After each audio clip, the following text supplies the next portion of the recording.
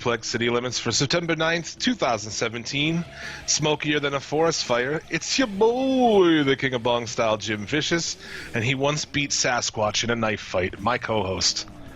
Tyler Fudge. The key to beating Sasquatch in a knife fight is to show your dick. Because then he looks at it, and he's confused because he's got this great big monster cock one, because, you know, he's Sasquatch and shit's proportionate, and then just stab. Boom, done. Jim, over to you. I was thinking work the inside, you know, because Sasquatch has the reach advantage, you know? You get close. Yeah, but then he could just grab you by the head and rip your head off. I guess. Well, there you go. I mean, a chimpanzee ripped a woman's face off. Imagine what a Sasquatch can do. Yeah, that's true. You think Sasquatch has a big dick, though? Because, like, gorillas don't have big dicks. They got, like, 2-inch dicks. Like, 2-inch dicks, yeah, it's true. Yeah, that's why they fight all the time, I think. That's why gorillas are always, like, posturing and beating on their chest and shit. Just like humans. And that's how you can tell they have small dicks. Dudes, you know those dudes. You see them around, right? Yep. They're the guy who want to fucking fight you over, I don't know, you looking at his woman for a second or something. Yeah, he's short and stocky, and you just know that dick is just pine cone size. Exactly. On that bombshell, Suplex City Limits, available for listening everywhere fine podcasts are found. You can follow me at the show Twitter, at Suplex City Limits. You can the show Twitter. What is the show Twitter? It's Suplex it is. City Limits. I just never heard you say it like that. I started that last week. Oh, fair enough. You can follow Tyler at The Federation. We have t-shirts available, pro wrestling tees. 4 designs available, sizes small to 5XL. You buy them shits, give you a shout out on the show. You look like a badass everywhere you go. What more can you ask for? And the shirts are fucking comfy. Yeah, you can get extra. You can pay like $2 extra to get a even comfier fabric. Which is what I did before I was a part of the podcast, so you guys got no fucking excuse. Yeah. Even, it's just Asian children have to work longer hours on those shirts. But Asian children in the basement of a Chicago warehouse? Well, the t-shirts are printed there, but the t-shirts are probably made. That's true. In Honduras or something. That is very true. Or you can donate on Patreon. That's like the weirdest transitions ever. There's no child labor on Patreon. Yeah. You can support us on Patreon. Get yourself a shot on the show. Like bad motherfuckers. Casey, who I was looking at our Patreon the other day, has been donating to the show for 2 years. What? Yeah. You're a bad motherfucker, sir. He's a badass. Shout-outs to Wrestling Soup Podcast, Mission Joey over there, much love. The Mizcast, Infamous Chris Savage, the Carnivore Keith Martin. I'm changing the name. He was the killer Keith Martin for a long time. The Carnivore. So, now he is the Carnivore Keith Martin. And the people of South Florida are getting free moats. Jeremy Foltz. Jeremy, you asshole. You're causing all this.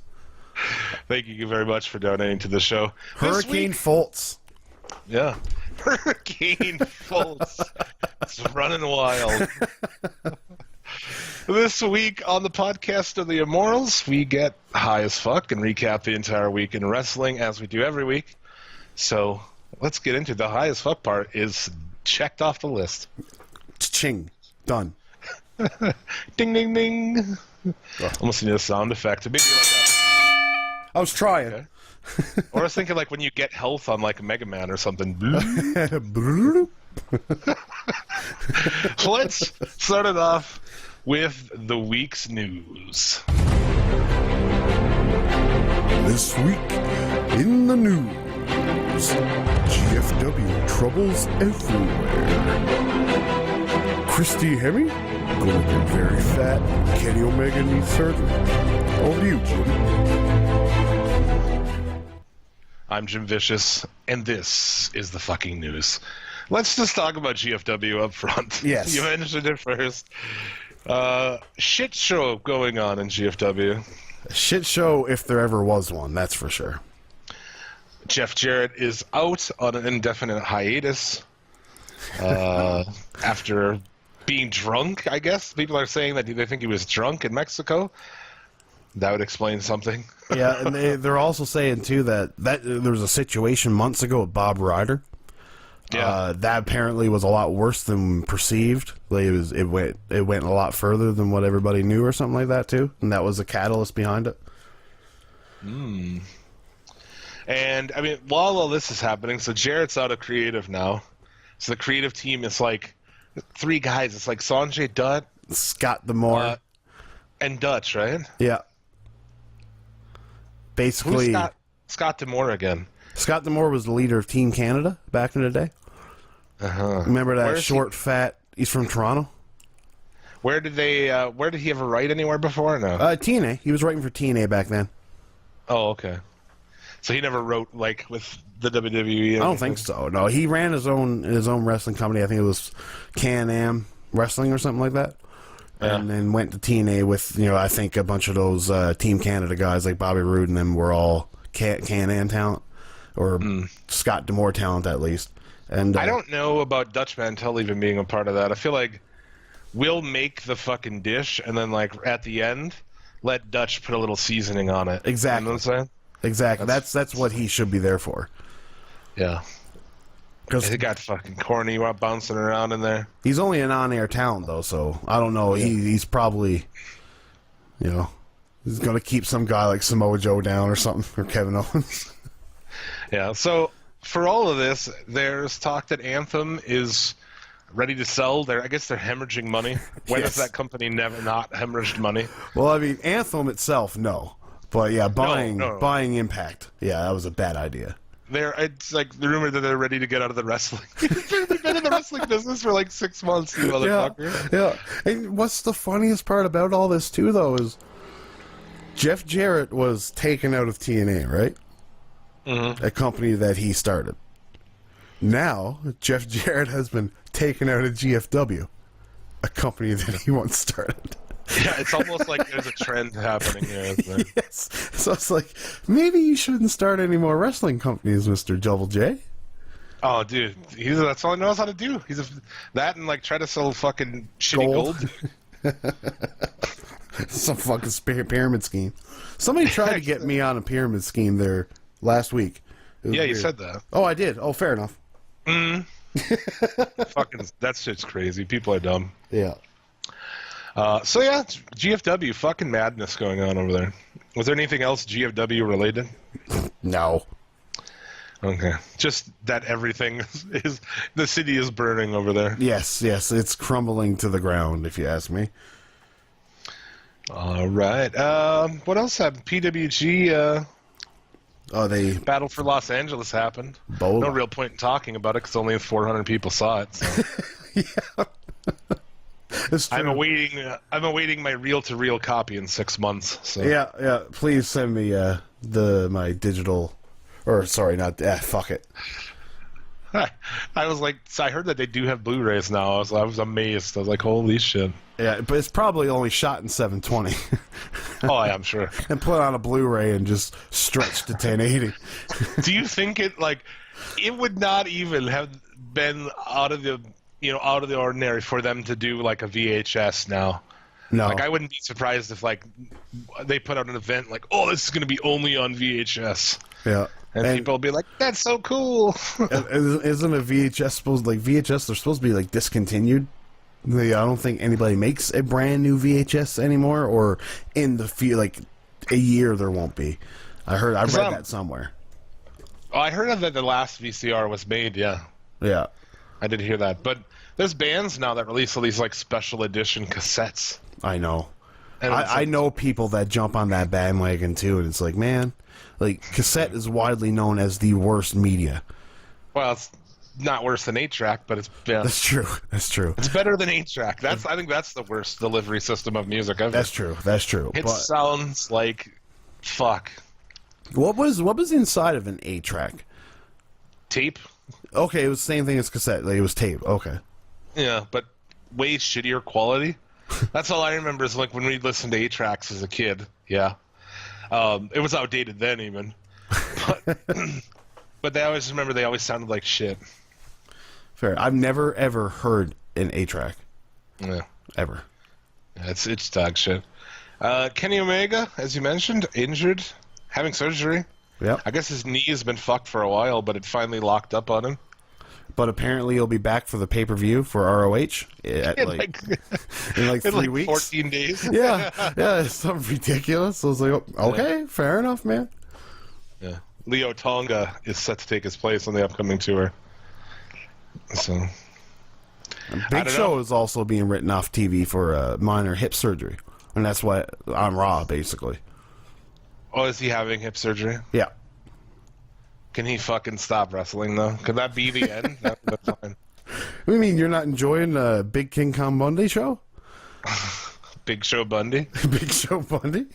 That's a better ring to not it. really. That match was cool though. I mean, I felt like at the end, you could have let him fucking wave to the crowd and people could have gone, "Thank you, Show," and that could have just been it. We could have been done with it. Have a nice day. Oh, we'll get a WrestleMania match for that. God damn it! I'm calling it now. Big Show wins the SmackDown title at some point in time at Royal Rumble and brings it to the WrestleMania and loses it and retires.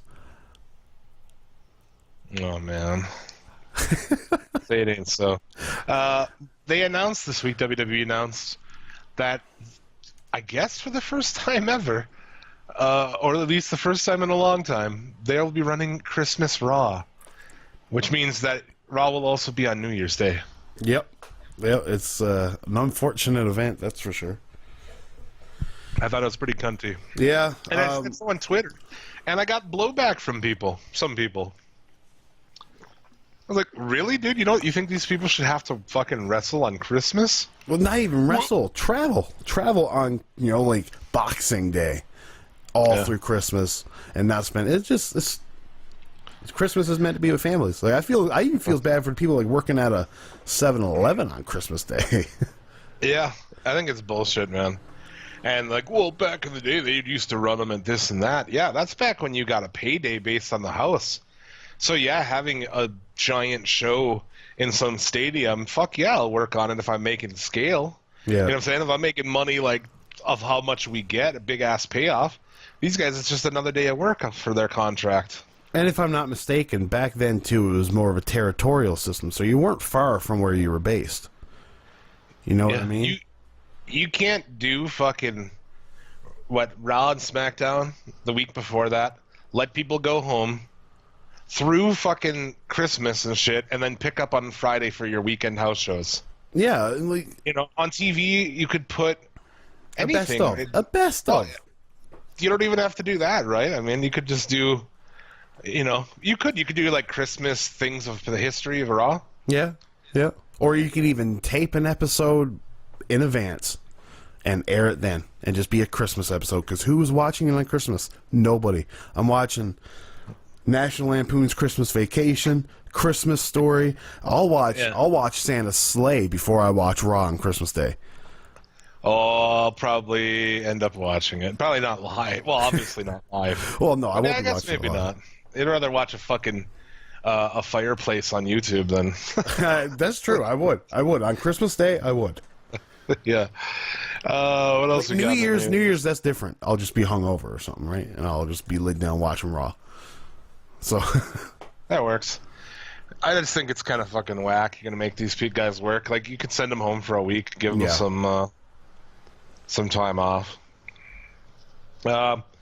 This week, son of WWE Hall of Famer Scott Hall, his son Cody Hall, was accused of what is now being officially referred to as pulling a sexy star. Oh, what did he do? I don't know. By professional wrestler Vinny Massaro, who that's Vinny the guy from the Kingdom. Or no, that's the Lucha Underground guy. Yeah, he follows the show. He's fucking really a nice guy. He's talked to him before on Twitter. But I guess, he's saying something about... He says, I walked out because you started shooting and broke my hand. Jesus. You know what Sexy Star did? You should be blackballed too, but... And then it has some kind of thing. I suppose because his dad is fucking who his dad is. Hall. Yeah. Well, I mean, Scott Hall never got blackballed from wrestling. And he was piss drunk a lot of times. Massaro later added, I think I explained it. When we wrestled, he shot at me and broke my hand. I walked to the back. He never apologized for it. But now, if I get mentions, he calls me a pussy. He should have been blackballed, but his dad is Scott Hall, so he gets a pass. If it was somebody else, he would. Fucking nailed it there, dude. Yeah, no, it's true.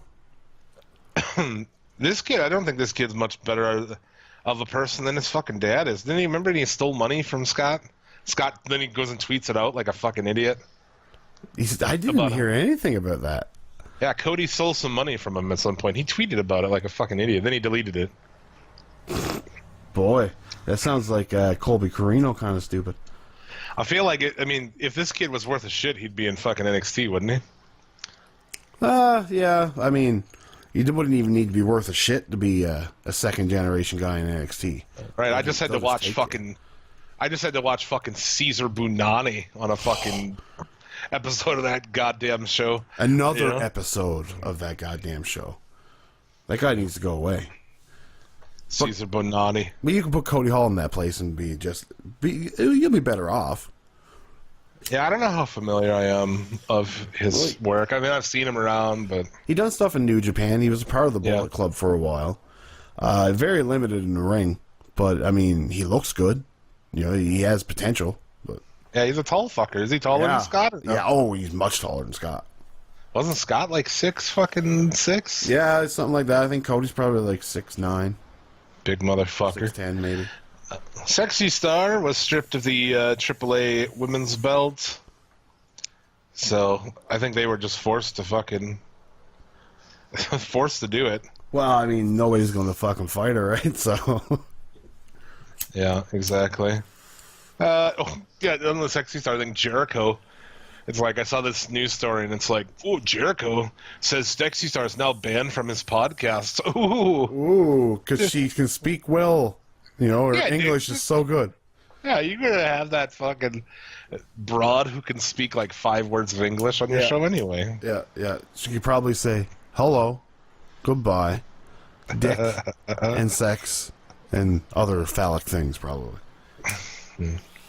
Lucha Underground star announces pregnancy. Did you hear about this week? Melissa Santos? Brian Cage? Yeah, dude. Buddy, that fucking guy, that kid's going to come out fucking beautiful as fuck, built as shit. He's going to come out with a steroid head so big it won't fit out of a pussy. Instead of Cage's robot arm, he'll have a robot dick. Exactly. Yeah, they'll probably have to cut her open and take it out because it'll have a giant fucking steroid head. C-section. Yeah. That guy is so fucking obviously roided. Yeah, oh yeah. Yeah. Let's do a long-term prediction on the show. 18 years from now. I bet that guy doesn't live long enough to see his kid graduate high school. How old is he? I wonder. I don't know. Fuck, he's not that old, but dude, look at him. I gotta see now. He's 34, probably 35, maybe. I don't know. Maybe he's not 33. even that old. He's 33. I'm gonna say. So yeah, that's 50. Will he make it basically past 50? I'm gonna go with 48. So you think he won't make it long enough to see his kid graduate? No. Awesome. Me either. Someone mark that down and then... Do you know his real name is Brian Button? Button? Yeah. Oh, man. That's a weird line. I'm familiar with that last name. Benjamin Button? There were some people who had that last name here. Oh, yeah? Now, this sounds like there's a great story behind these people. Oh, not really. Just two broads, two sisters. One of my buddies, he fucked both of them. Not at the same time. Oh, man. That'd have been way cooler. That would have been way cooler. But I mean, still, it's an impressive feat, no less. It is. It is to fuck a sister. That's true. Can't say I've ever done that. So. Nope. Me neither. I tried once, but no. Oh yeah, absolutely. I got caught though.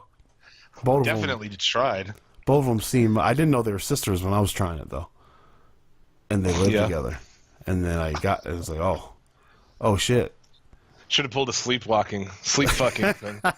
Yeah, I tripped and fell. I swear. Yeah, I was having sex in my dream, and I'm sorry, I fucked your sister.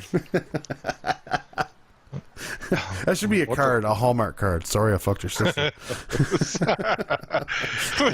Well, I get it like, oh yeah, do you have any cards? Sorry for fucking your sister. Aisle 18. Do you have any for fucking your brother? I'm going to grab a couple of those on my way out, too. Just like puzzled looks, like, what's this guy doing? Just to sorry I fucked your sister, sorry I fucked your brother. Mother, father, dog. Sorry, I came in your fucking food. Jesus Christ. Oh. Okay, it just went too far. It was okay. It was okay, but then it went too far. I think we're okay. As does happen here. New Japan is kind of coming back. They could release their schedule. Yeah, they're doing their Tour de Destruction. Yeah. Kind of weird when September 10th is Destruction in Fukushima, which is fucked up because like that's where that whole power plant thing happened. Yeah. And then even more comical, September 16th, the Destruction in Hiroshima. I knew it. It's the 60th anniversary of the Destruction in Hiroshima show. That just seems weird. Why would you call it that? I know, and I think it's they know what destruction means because they're using it.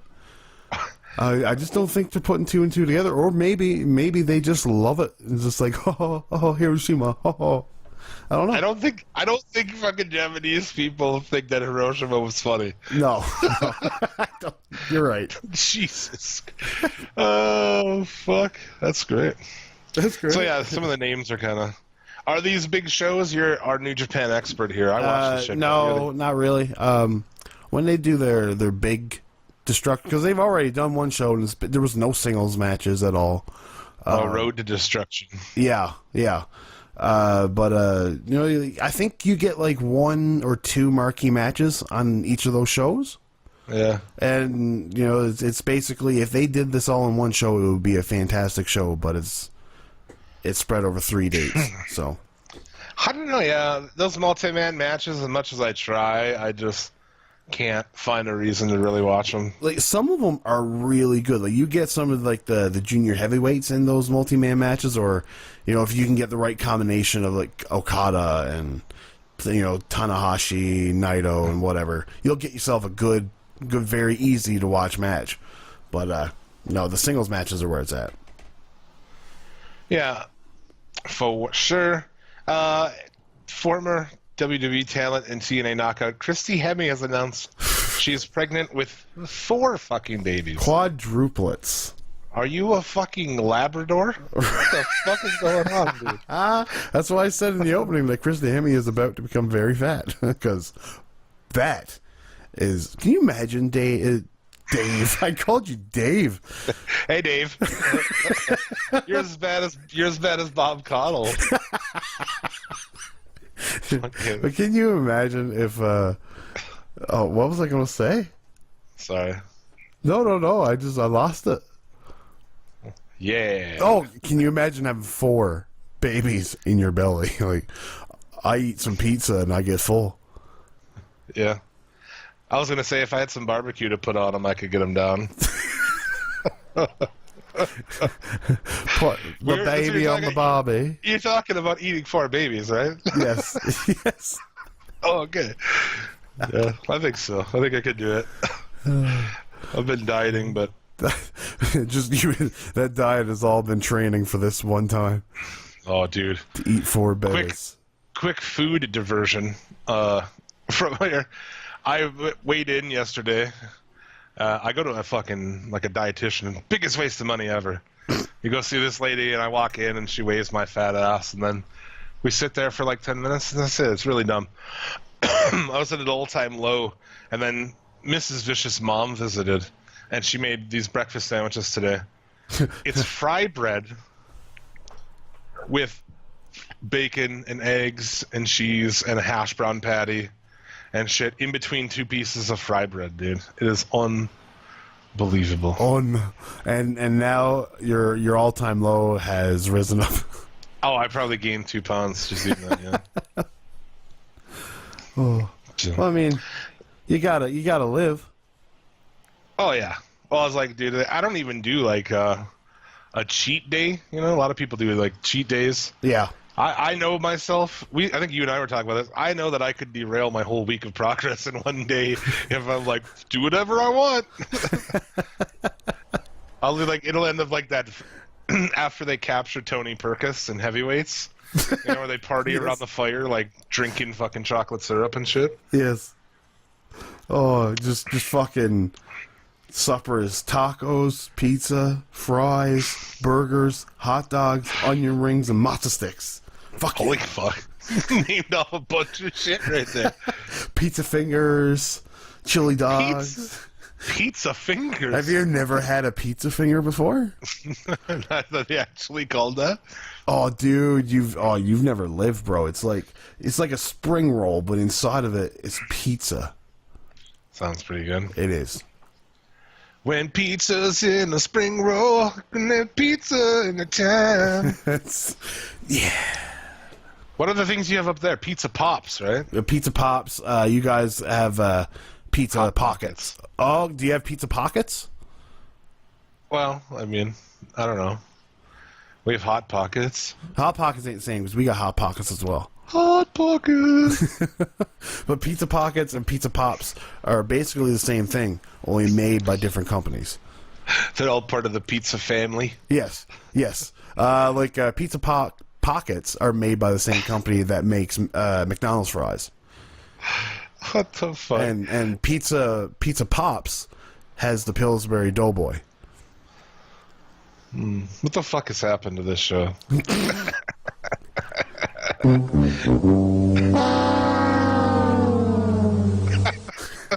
Faded. You almost need that sound like when you die in Grand Theft Auto. Fatality. You know that sound that plays when you die in Grand Theft Auto? Because I am fucking faded. All right. You want to do the top 5 for the week? I suppose we could move on to wrestling. Suplex City Limits Top 5. Suplex City Limits top 5 of the week. Just our favorite matches of the week. They don't have to be your favorites. You can have your own favorites. Yeah. But we these- encourage you to send us your top 5. Yeah, sure. Fucking A. So, these aren't the best matches or anything. These are just the ones we like the most. Okay, disclaimer out of the way. Disclaimer out of the way. This is a very Lucha Underground heavy list. This week, I thought was... Like, usually I'm excited about I'm putting matches on my top 5. I'm taking matches off as better ones happen. This week, I didn't even start it until, like, fucking Thursday when I watched Lucha Underground. Because there was nothing to do, you know what I mean? Like, Raw, you can... Some people will argue that Strowman and Big Show, but, I mean, in general, all you're getting is just two big guys clubbing each other and some smoke and mirrors. Yeah. Then Nakamura and Orton, sure, it's a fine television match, but, again, that's a WWE television match. It's not a very good match in general. It's just good because it's TV. I heard it was good. I'm going to be honest, I fucking fast-forwarded. I can't watch Randy Orton anymore at all. Like, you could tell that Randy Orton really... He liked working with Nakamura. So, like, Randy Orton wasn't as, you know, his same self, you know, like the, oh, I'm bored Randy Orton kind of deal. But, you know, it's still just, you know, it's a Nakamura WWE match, and it's still an Orton match. So it's an okay match, but it was nothing to write home about. So this week, our top 5, we came to the conclusion of Ono and Hideo Itami NXT Yes. was a street fight. Honestly, everything here was a street fight, wasn't it? Most A of it. lot of them were. They replaced another street fight from Ring of Honor. I had a Beer City Bruise and mention. Jay Lethal. Yeah, that was an honorable mention this week. Which it was. I seen it this morning. It was really good. Which is proof positive. Like, if there's not going to be any, like, blow away, you know, work rate matches, then I'll always take a good fucking street fight. Oh, you know? easily. So that was a good match on NXT. I'm sure we'll talk maybe about it as we go by in NXT. Yeah. Kairi Sane, Tony Storm from the Mae Young Classic. Yeah, I loved that match. Fucking It was good? loved it. Yeah, really good. Because Kairi Sane is probably one of the best baby faces WWE has. You know, I have that in my notes for the show as well. Yeah, I thought the it's- exact same thing. it's unreal. There's no one that I've seen in that company who is as white meat of a baby face as her. I know. You know what I'm saying? Like, she's yeah. laying there and she's fucking getting, like, bent around or Sympathy. something. And, like, I don't know if it's just because she's, like, a little Japanese girl and they look so cute to American guys like us, or, you know, North American guys like us. Yeah. I think there's something to it, yeah. But her you just, like, facials, though, man, you know, when she is selling, she wanna help looks like her, she's right? hurt. Yeah. She looks like she's in pain. And it's lovely. You want to help her, and then you want to fuck her. Yeah, and then you just want to place your hand upon Tony Storm's ass, because it is fun. She's got a good-looking ass. She does. So that was one of them. Let's probably talk. We have a Mae Young recap. I took notes on the shit. So Oh, good. I mean, I watched the entire new set of I did matches. too. I got it too. And then we only got one. There was an honorable mention for what? Tony Storm And Viper. Oh yeah. That Pepper, was a good one Piper too. Nivens. Yeah, we'll talk more about all that when we get to the Mae Young. Drago and the Mac, Lucha Underground, just... Really, I just put all three... Like, when we were talking, pitching matches back and forth, I'm like, nominate all three Lucha Underground matches. I read that list. I was like, I know what he thought of Lucha Underground. I just think that most matches this week, all of Raw, SmackDown, NXT aside from Ono, and even really Ring of Honor was all just meh. Yeah, it was. It's very true. It would have... This week would have helped greatly by Bola being streamed. Yeah, so, you know, I thought that was a lot of just very mediocre stuff. So, Drago and the Mac is gonna win just because Mac is awesome. And It was a fun match too. Yeah, it was a fun match.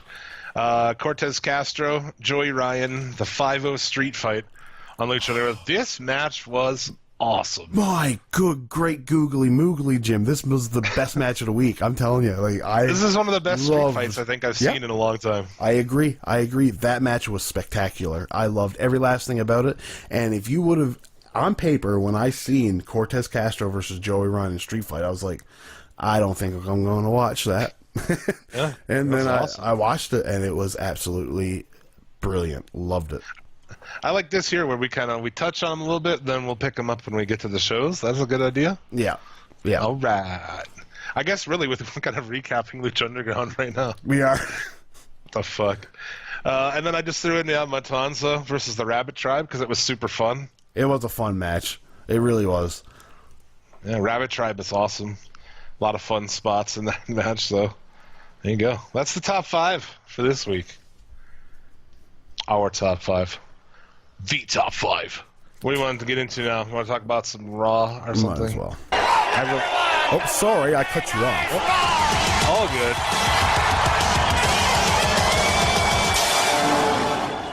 That was my fault, not yours. From Raw was in Omaha, Nebraska this week.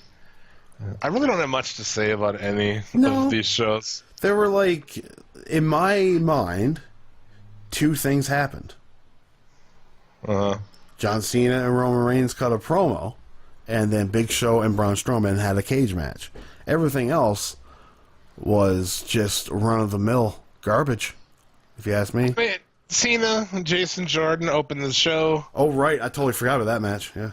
Yeah, Jade Jordan still has no reaction. But this was a good TV match. It was. The crowd was totally into it by the end. Yeah. Jordan goes down to 1 AA, and as Cena celebrates, Reigns comes out, and then it goes to commercial immediately. That's another thing I thought was the commercial timing of these shows is really weird this week. Yeah, I agree. I agree completely. I was so excited because it started with a match. I was like, oh, dude, I love it. All right, no bullshit promo. Well, no, they're just going to do the bullshit long promo right here. Yeah, right after it. I liked how Roman Reigns gave John Cena shit for it taking 20 minutes to beat a rookie. Yeah. When the match actually only went 11 minutes. Exactly. It's like, fuck, man. Oh, but he calls him a fake bitch, dude. Oh. Fucking cheesy. If someone gave me like, you're a fake bitch, I'd be like, really? Yeah, it'd be like, thanks, buddy. That's your insult? Instead of a fake bitch?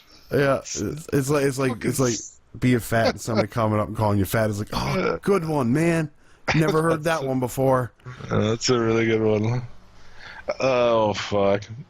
Man, he's got this whole, like, I don't know if it was off the cuff. I imagine it was. Cena, like, brings, awareness to the fact that his zipper is open. Yes, yeah. And he says that he broke. And then, like, I think that was all made up on the spot. And you know what? That was good. Good on Roman Reigns was able to divert that one. And, I guess. Yeah, but he didn't come off looking like a complete fool. You know what I mean? He had something to say to it at least.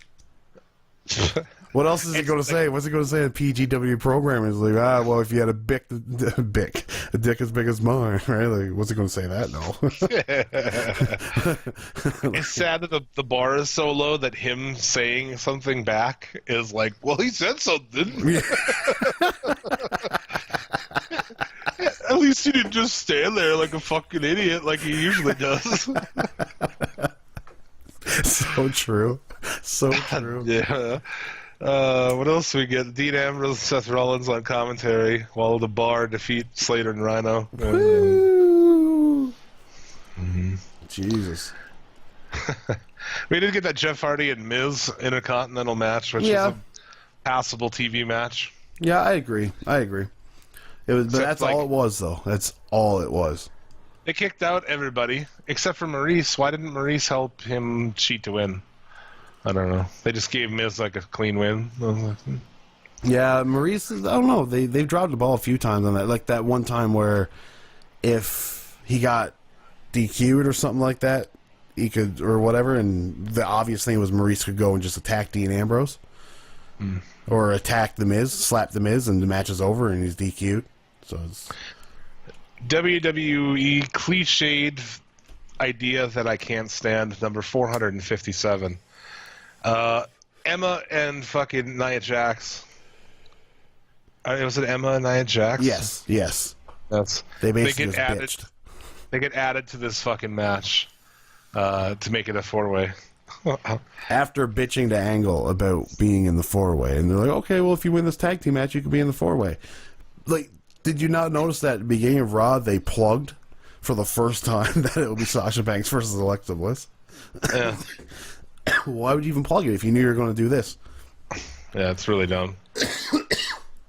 They recap 205 Live. I meant to watch that this week, but I was like... Why, so you can watch a 5-way match with Enzo Amore? Did he win? I bet he did. I'm sure he did. God, that's got to piss these guys off. Yeah. Pisses me off when he's like, I'm like, Cedric Alexander is so amazing, that guy. And like, he is fucking great in the ring and shit. And you just have like all these guys who are a million times better, have spent way more time, way more effort than this cocksucker. Because he can fucking talk a little, I guess. I don't know. Yeah, but now the only thing that you can argue that with, and it's a small argument, the crowd aren't, the crowd's into it more than they have been before with Enzo Amore involved. I guess that's fair. He wins this 6-man tag here with a poke to the eye, and I guess last week he used his feet on the rope. Yeah, so he says you're not cheating, you're not trying to win or whatever. At least they're acknowledging that this guy's not as good as these guys, right? Yeah. That he has to cheat to win. Yeah. So I suppose that's decent. Something, that's what the Raw has been this whole review is. It's something. Yeah, Balor is out. Speaking of, it's something. Finn Balor is out. I just like shitting on this guy so much. He's cutting a promo. He says he's not afraid of Wyatt. He shouldn't be. He never wins. No, never. Yeah. Well, is it just me, or is a Finn Balor promo awkward to listen to? Oh God, is it just me, or is Finn Balor awkward to look at? Unless he's doing a sling blade or something. He just weirds me out, that dude. I don't know what's up with him. But yeah, just his promo shit is just brutal. I don't like it. And then Wyatt comes out and you have no goddamn idea what he's talking about, and you're left like a girl. It's the usual. after- Yeah. It's the usual Wyatt cutting what would be a cool promo if you still gave a shit, but you don't because he always loses. Yeah. And this promos never mean anything. It's just Wyatt talking. Yeah, it's just threats that never come true. Yeah. Yeah. Fuck. And, like, how cold is this thing between those guys? Holy fuck. Oh, colder than a dead hooker in January, that's for sure. Yeah, very fucking piss poor. I was noticing, did anyone notice a lot of people liked it when I posted on Twitter that Bray Wyatt sounds more Southern now? I mean, no? I feel like he has a heavy Southern accent now. Like, he's got a Southern accent that he didn't necessarily have before. Maybe, well, like, I know that he's always tried to have, like, a Louisiana accent. Yeah. But, like, are you talking about, like a more Southern, like a by God or whatever? Like, I don't know. He just sounds more Southern to me. well, I don't know. I usually tone Bray Wyatt out, so maybe I'll listen to him next week. I'm gonna go with to our friend Will from Shooting Shiznit podcast. He's the most Southern person I know. He's very Southern. Very Southern. Hi, Will. He's the most Southern dude I know. So I'm gonna go to his expertise on that one, and he can get back to us. I feel like everybody always gives me shit for being Canadian, so like I can just do it. Oh fuck yeah, you can. Yeah. Right. People always used to think that Rando was Canadian. Really? Because he has the North Dakota yes, accent a lot more than I do. He does. I have it. Don't you know? Yeah. It's all in the O, right? When you say smokes.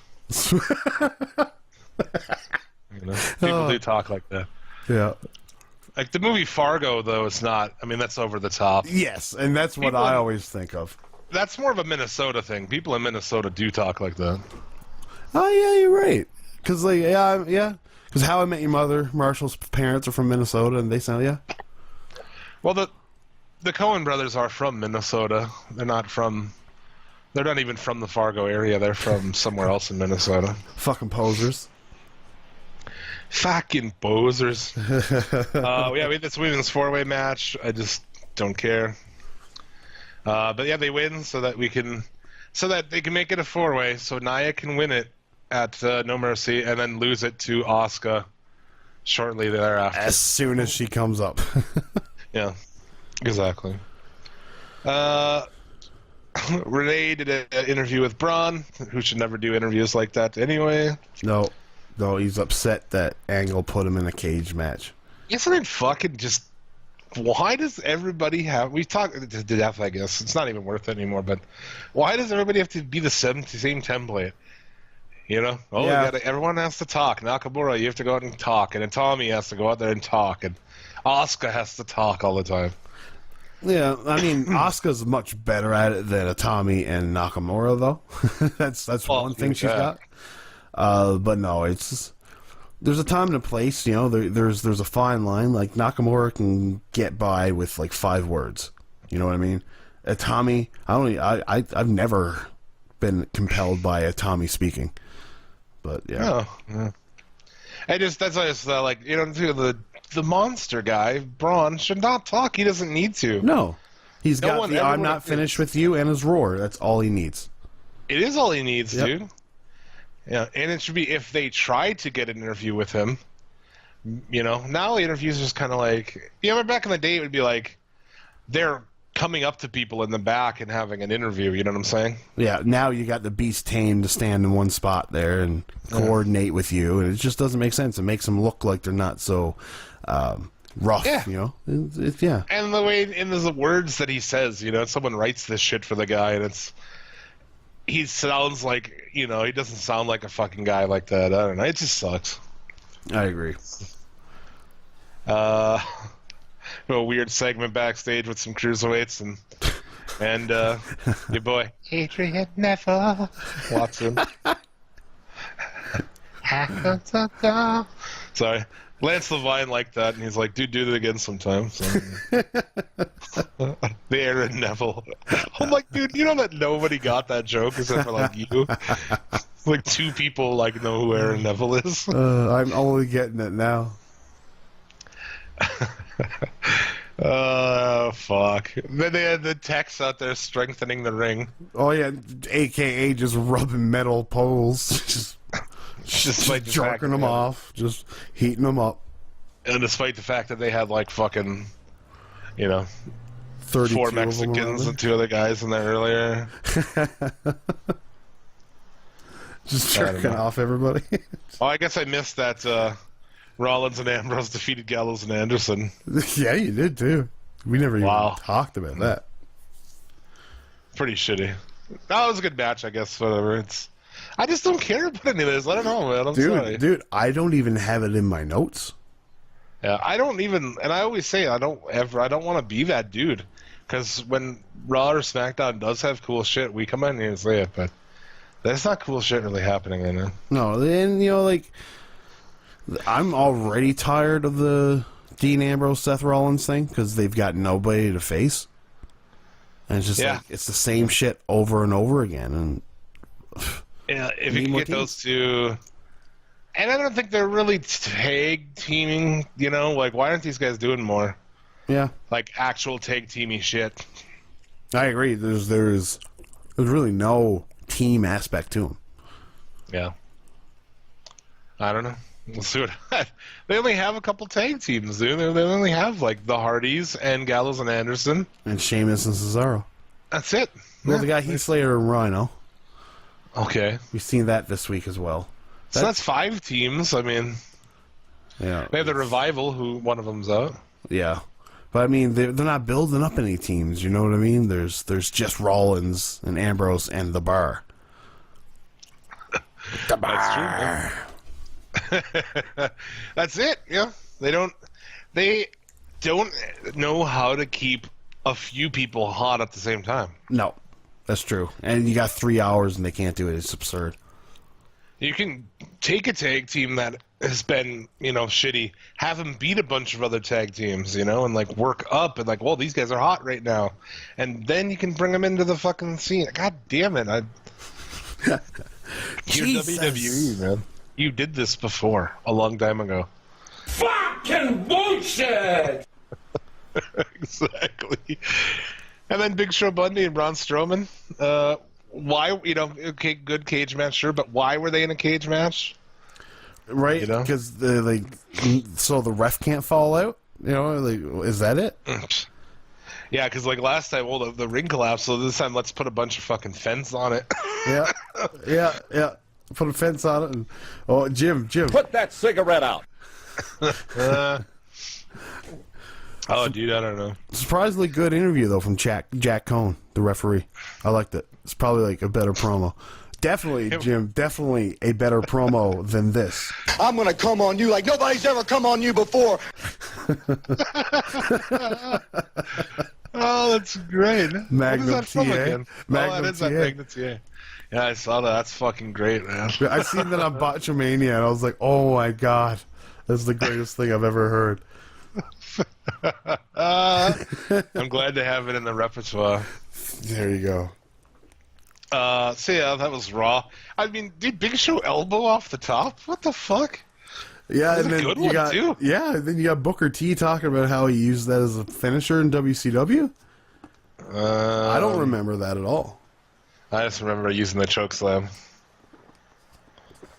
Yeah, maybe he's thinking of like Ron Reese or something. Maybe that big tall motherfucker, that goofy guy, the Yeti. Yeah, the Yeti. So yeah, Big Show's elbow off the top, better or worse than your average CM Punk fucking elbow off the top? Better. It was actually a really good elbow. Yeah, like there was no flail, there was minimal flailing.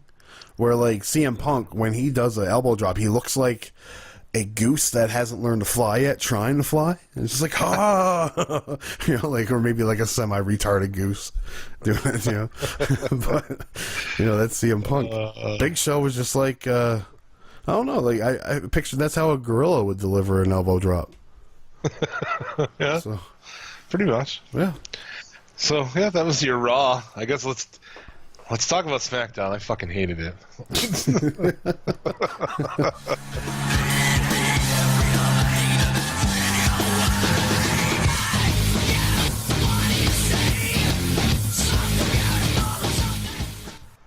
SmackDown live from a mystery city because they're not going to tell you. Oh, one of those. Because they're just in Nebraska. Well, they were in Nebraska for Raw. Oh. No, they were in Sioux Falls, South Dakota. But they basically say that they're better than your fucking city. Your city is beneath them. Yeah. We can't say on our show that we're here. We're embarrassed to fucking be here. If they pulled that shit, I would just, like, dude, don't fucking go next time. If you went to this show or any of the shows where they do this shit, fuck them, don't go back. That's a bunch of shit. Yeah, no, I agree. I mean, like, what's so bad about Sioux Falls, South Dakota? Exactly, nothing. Yeah. Nothing. It's actually a nice city. I've been there. Did they at least say South Dakota? No. What? No, they didn't say shit, because South Dakota is fucking, that's not cool. They can't say that. It's not cool to be in South Dakota. No, it's not. They do that shit I always talk about Wilkes-Barre, Pennsylvania. Yeah. Which is like the only reason I know Wilkes-Barre, Pennsylvania is because they fucking won't say Wilkes-Barre every time they're there. I know the Wilkes-Barre Penguins, the minor hockey league team to the Pittsburgh Penguins. Yeah, I had to look up and see where the fuck SmackDown was at. That's crazy, that irritates me. So, moving into the show, and you notice it too, they doubled down. When Shane came out and didn't say the city, because you know he always fucking says the city. Yeah. He didn't say it either, so it was like, oh, this is a conscious effort. Can you imagine Mick Foley coming out and being like, it's good to be here in front of USA? Yeah. Isn't that horseshit, though? Yeah, oh yeah, it is. It is. I remember when, like, WCW would run, like, crazy fucking places for SmackDown. Like, pretty much anywhere with a fucking building that held 5,000 people would get, like, Thunder and shit like that. Which Thunder's being added to the network. Yeah, I'm excited for that. Yeah, me too, because there's a lot of garbage on Thunder. Yeah, can't wait to watch some fucking El Dandy matches. Oh, see some fucking Lash LaRue. Yeah, exactly. Lash LaRue. Some high voltage. Yeah. Oh, fucking hell. Get some All that Super shit. Calo. Super Calo? Yeah. Probably some, like, maybe a Wrath match. Blitzkrieg. Blitzkrieg. So they announced that JBL is gone. Fuck, that was awesome. Fuck him. Yes. And you know, it Corey Graves being the addition, it helps SmackDown. Yeah, I mean, I guess. I feel like they need people. And I don't know if I talked about this in the show, but Kenny Florian is a guy I think that they should look at. Kenny Florian. Remind me of who that is. K-Flo, he's a former MMA fighter. He was a really popular fighter, but he does commentary shit for UFC, and he also does it for that robot battle show that I watch. Oh, BattleBots or whatever. Right. He also does, like, play-by-play on that and other segments, too, like, you know, that they do on the show, and I think he's fucking really good at it. I think he could be a WWE commentator, man. Well, fuck, write him a letter, bro. Write him a letter? Yeah. I don't know. WWE should fucking be smart enough to know that you know, by watching a show like that, hey, maybe this guy would be good at doing our shit. But yeah, I mean, they had more Ronaldo. That worked over great. yeah, right. Kenny Florian, that would be great, man. Too bad JBL's not there. Kenny Florian would come in and just fuck him up. But no less, I mean, they had these really weird, like, Orton promo. And, like, in a dark hallway. What was that about? I don't know. Maybe he's feeling his inner Viper. Yeah, they had it. They're like, well, we got to do one from Nakamura too. So. Yeah, fuck it, right? Mm-hmm. Yeah, I don't know, those promos. I didn't really.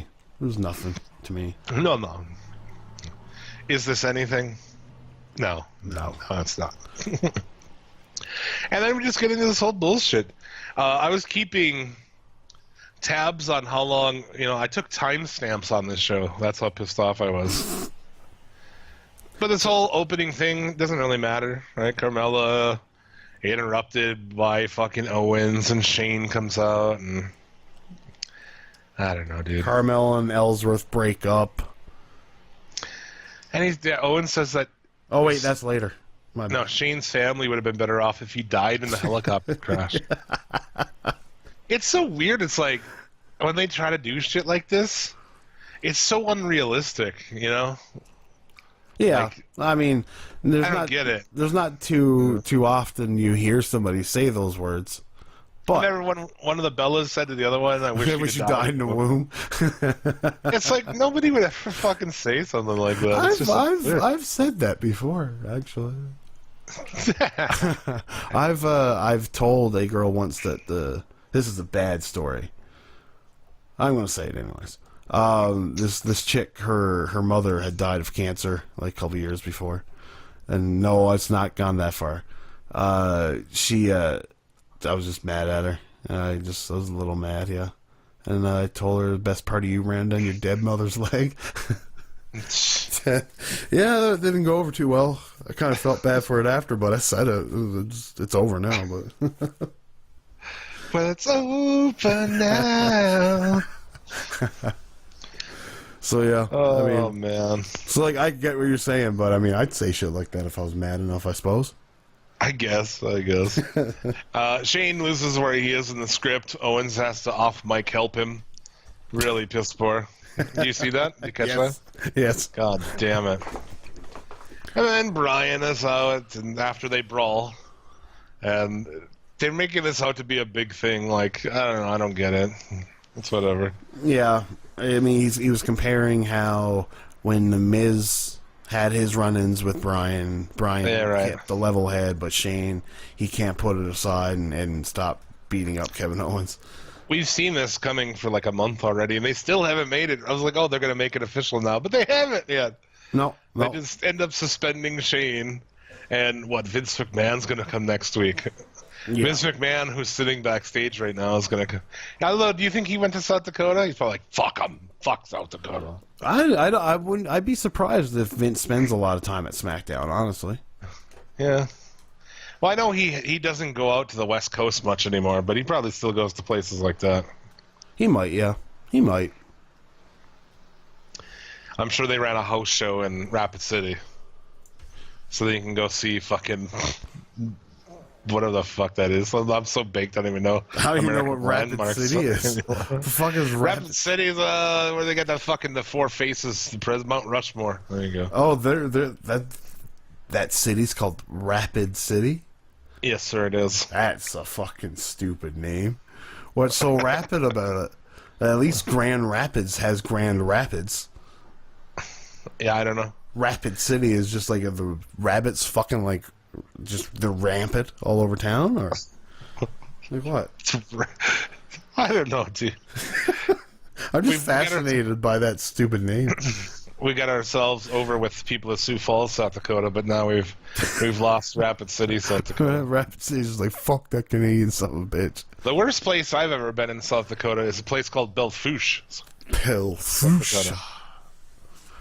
Yeah. I mean, yeah, there's a place in this province of Alberta called Assumption. Assumption. It's just assume what Assumption would be, and it's probably more. Like there's barbed wire outside of the fence of the police station because they don't want people getting in. Right, so Yeah. it's a nasty place.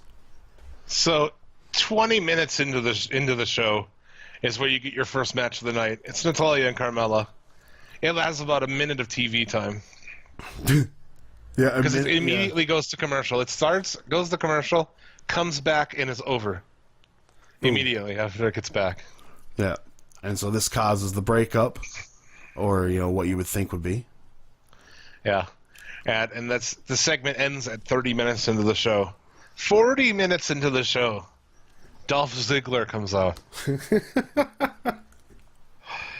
And And what the fuck was this, man? It did not work. This was odd.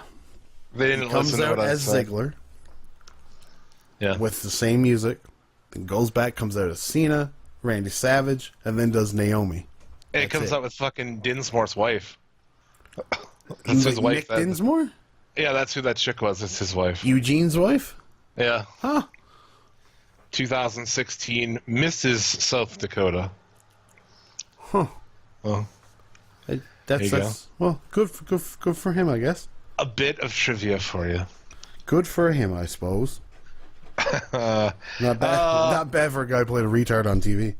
Yeah, exactly. Right? A guy who played a retard on TV for a living. That guy made a better living than us, acting like a fucking retard on TV. God damn it. Then he went to TNA and did their Indian thing, and he was a doctor. Indian thing. Yeah, they done that India TV show where it was like Sanjay Dutt. Oh yeah. And Nick Dinsmore was there as a crazy doctor. He's a hell of a wrestler. Actually. Oh yeah. Oh, for sure. It's just a shame he got straddled with that gimmick. Yeah, he also does the Naomi entrance. And then he just says the crowd makes him sick and he leaves. I'm like, Yep. okay. Yeah, it's okay, cool, man. Didn't want to see you anyways. Yeah. Jim, What? Jim, how long is the next match? The next match is a minute. Aiden English defeats Sami Zayn second week in a row. Yeah. With a roll up. Yeah. And also, mind you, I believe that women's match. Oh yeah, she was distracted by fucking Ellsworth throwing the case in. Yeah. Distraction roll up. So yeah, here another minute-long distraction roll-up. Do you The see New a Day pattern? with Daniel Bryan. And I swore that the Usos were going to do Uso penitentiary match, man. I was like, absolutely, it'll be in a cage. It'll be, no. No. A street fight. A Sin City street fight, so you know there's going to be neon stuff everywhere. And dice. Dice, yes. They're going to be hitting each other with furry dice. Oh, fuck me. One tries to paper cut him with a card. Yeah. God. As we mentioned, yeah, Brian calls Shane out, tells me suspended. Vince is coming to the show. 1 hour and 12 minutes in, we're back from commercial. Renee is with Jinder Mahal. I fast forward past that. I don't even have it in my notes. Maharaja! Maharaja Kawasha. Come down, get the best car wash at Maharaja Car Wash. Baron Corbin versus Ty Dillinger for a 3-minute match. This is about 3 minutes. I kept track, so. And Corbin wins. I just fuck the Dillinger shit. It irritates me. Yeah, but at least, though, they're planning up where AJ offered Ty Dillinger the open challenge next week. I'm hoping that for this show that had nothing on it, I'm hoping next week with that and then like the Usos and New Day match, I hope they'll actually get some good matches for a change. Dude, I can't see why a street fight between the Usos and the New Day can't be a top 5. You know what I mean? They've had so many great matches. This match is just going to be great. It got to be.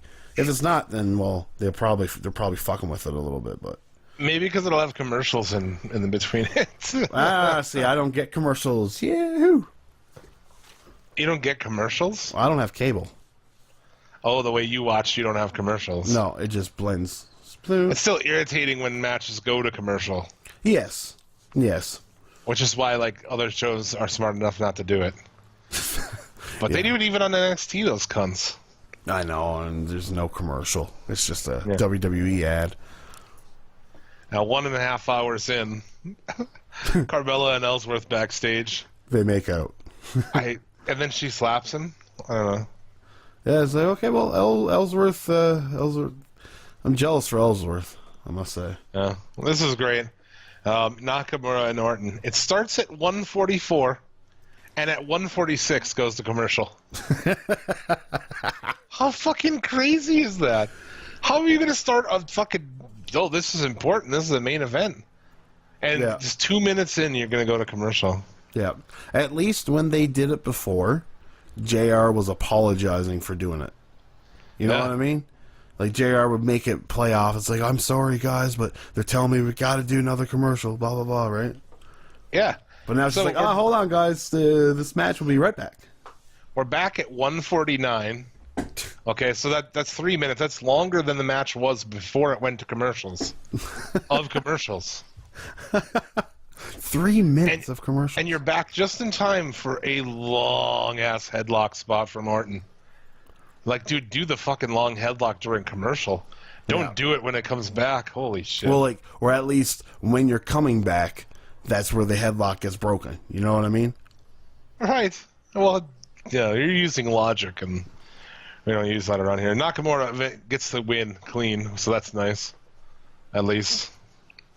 I mean, obviously, I think they're smart enough not to do Jinder and Orton again. Yeah. I mean, nobody wants to see that. But, so I'm assuming that Jinder and Nakamura will be a Hell in a Cell? Oh, I'm sure it is. I'm sure it will be.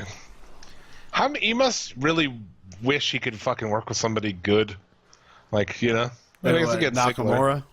Yeah, because he's like working with Corbin and working with fucking Jinder. And I've never thought Orton was a good worker personally, but. No, I mean, like, for WWE style, he was okay. That was loud. I think I'm just bored to fuck by Randy Orton. Yeah, when he was doing the Legend Killer gimmick or stuff like that, it was cool. But Randy Orton today is just it's a guy that doesn't care anymore. You know what I mean? Yeah, he doesn't give a fuck. And show ends with Bryan and Owens backstage. I don't know. I'm interested. Owens says that next week he's going to make SmackDown his playground and make it Bryan's hell. Yeah, and then Vince is coming. Everybody. Dude, I hope this could be cool if Vince makes him the fucking general manager or something, or gives him some power in the show, to where Owens is like arguing and fighting with Bryan, booking shit. That could be cool. That would be. That could be funny. That would be cool. I could see a lot of fucking comedy gold coming out of that. Oh, dude, Owens and Bryan, I think they could be really good together. Yeah. They can wrestle on the Indies once Bryan his contract is up, and once they release Owens. Yeah. And we can all fucking watch it in Ring of Honor. Let's say probably around 2020. Yeah. So next week, 3 title matches on the show, including that tag match, which looks good. The U.S. one also with Styles, and Ty Dillinger should be good if they can just get out of their own fucking way for a change. Yeah. I really hope that they just let this match be just a match, Yeah, give it some time. If you got to interject Baron Corbin, interject him after the match is over. Fair assessment. What are we going to do here? Talk about some of the other shows? Yeah. I mean, what other show do you want to talk about, good sir? We can talk about NXT.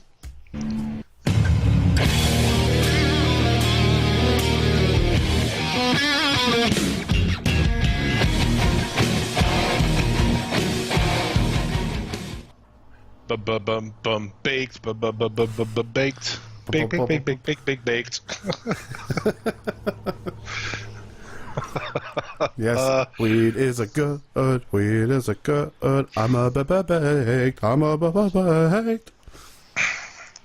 This week's NXT, not a lot of stuff really. No, not a lot of stuff at all.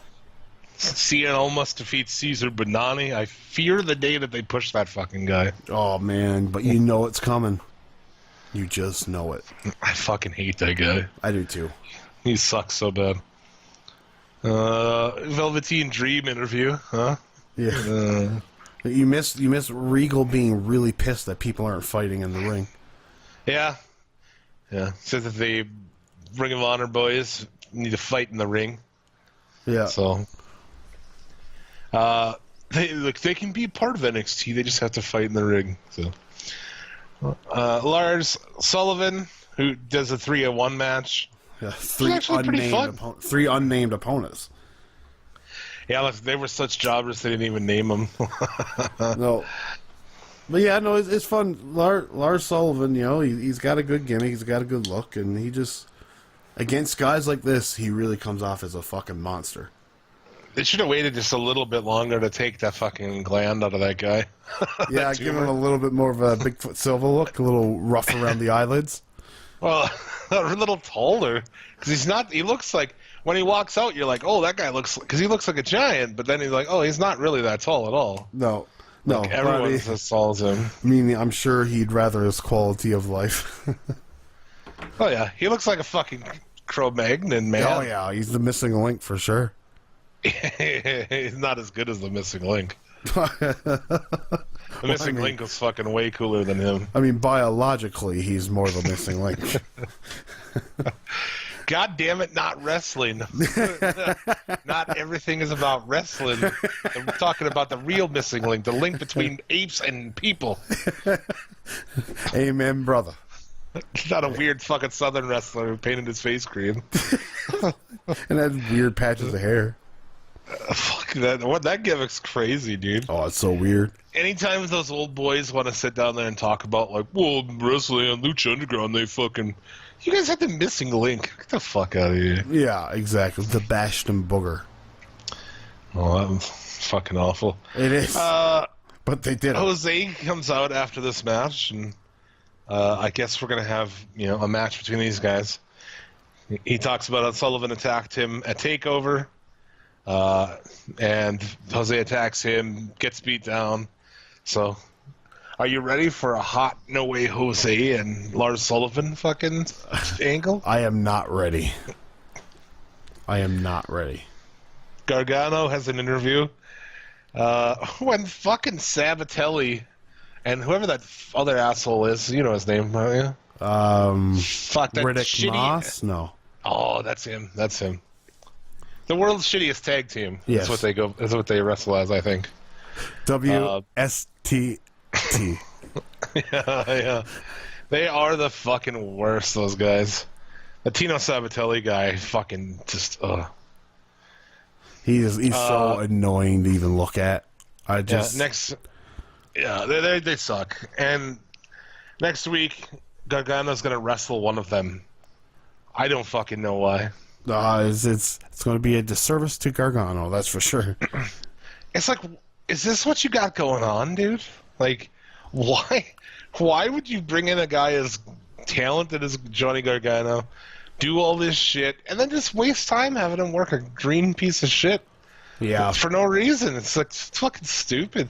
And then when he gets hurt doing shit like this, that's pointless. Like, how many people before him have been hurt doing pointless shit? I mean, what the fuck, right? I mean, do this on a house show. You know what I mean? Yeah. Because all this is trying to give Tito Sabatelli a little bit of a rub, you know what I mean, with Johnny Gargano.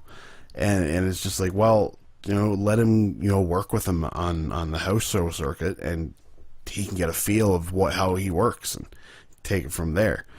But that guy's in my, top 5 probably most disliked people that they employ as wrestlers. So at least top 10. I fucking can't stand that guy. Yeah, he's definitely up there.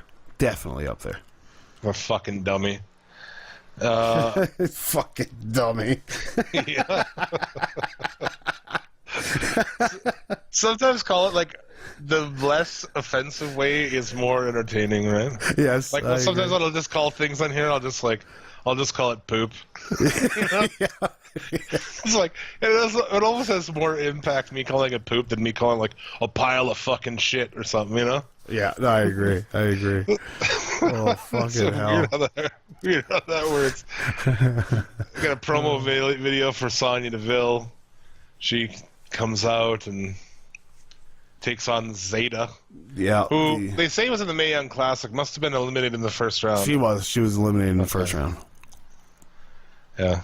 They also did, I guess, a Sanity promo thing, which was really weird and abstract. I thought it was cool for what it was. Yeah. I mean, it's I don't know, there's yeah. It was cool. I don't know, it's just meh. It was cool, but it was nothing over the top for me. Yeah, I mean, I like the idea of, if they're going to start off with a 6-man sort of rivalry between them and the new, and the Cole Riley and Fish or whatever. Yeah. That could be cool. I've been down for that. Definitely would be. This women's match, I just fast forwarded it because fuck it. It wasn't very good. It was bad. Fuck off with your MMA gimmicks. That's all I say to you.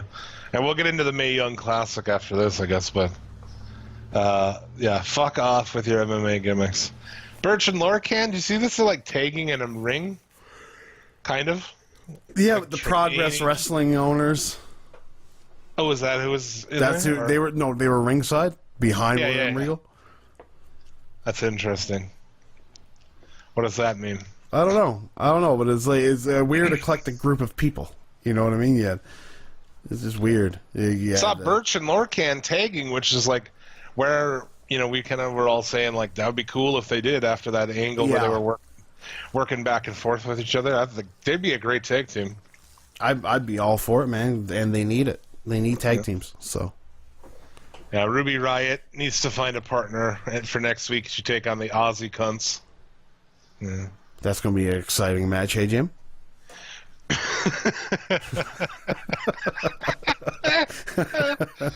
Oh, fuck.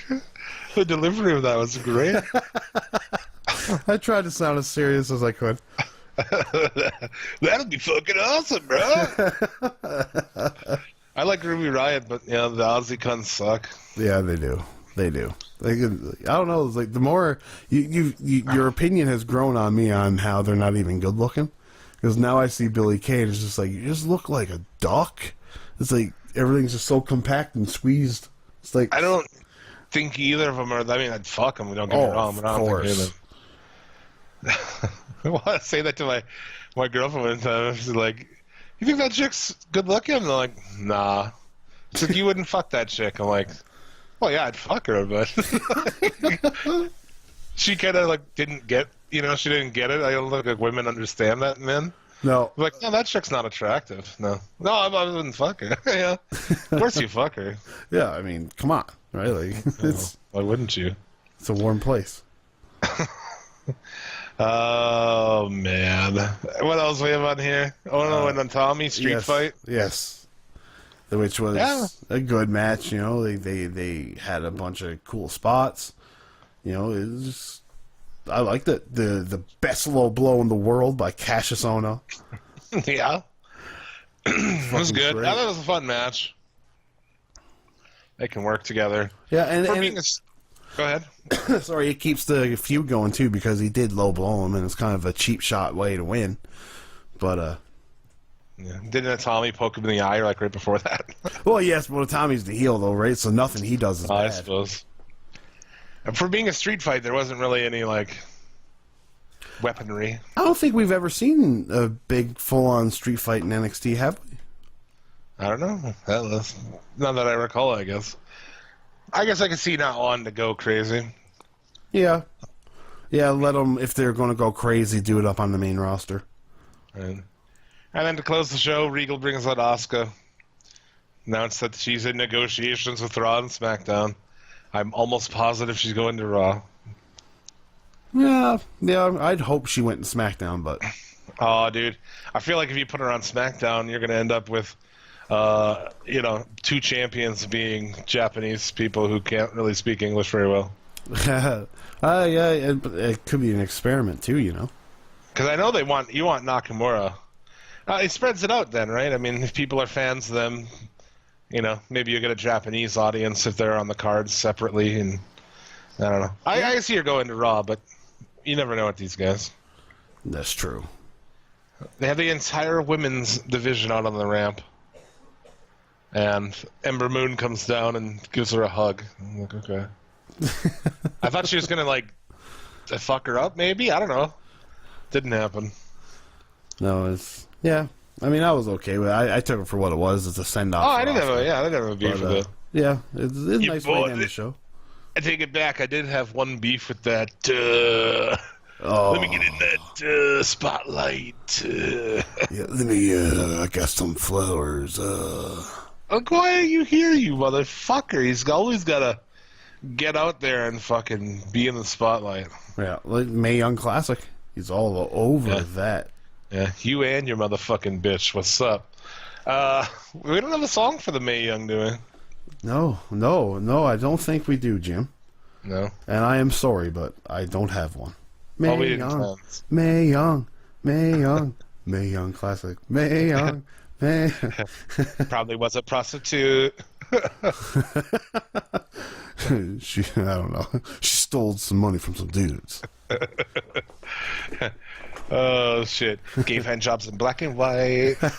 Mae Young would bring you back to her room. Mae Young would then beat you up with a broom. Mae Young then fuck your dead corpse. Mae Young would take your wallet Holy. and horse. What the fuck is that about? Well, I mean, like, she used to. There is a story of her going back to a guy's room, having sex with him, beating up, and taking his money. Really? Yeah. Holy shit. Fuck that. I don't think she fucked a dead corpse, though. But fuck it, right? Hey, we can't confirm or disconfirm that. Nope, she is dead. Ask It her. is possible. Try it. Try asking her. The Mae Young Classic. I skipped all but the Kyrie Sane match from the first one. The first 4 taping, I didn't watch that. The new 4 I did. So, we haven't really talked a bunch about the Mae Young Classic. I know a lot of people are, well, at least some people are into it. Maybe it's just a vocal minority who are, like, way into this thing. I mean, I seen most of the first 4, and I seen all of the last 4. I enjoyed most of what I seen. You know what I mean? Like in the last 4, the first 4, no, the first 4 is garbage. But Did you hear that they were down there, like, rehearsing the fuck out of these matches? really, Like, in advance of this, yeah. no, I didn't.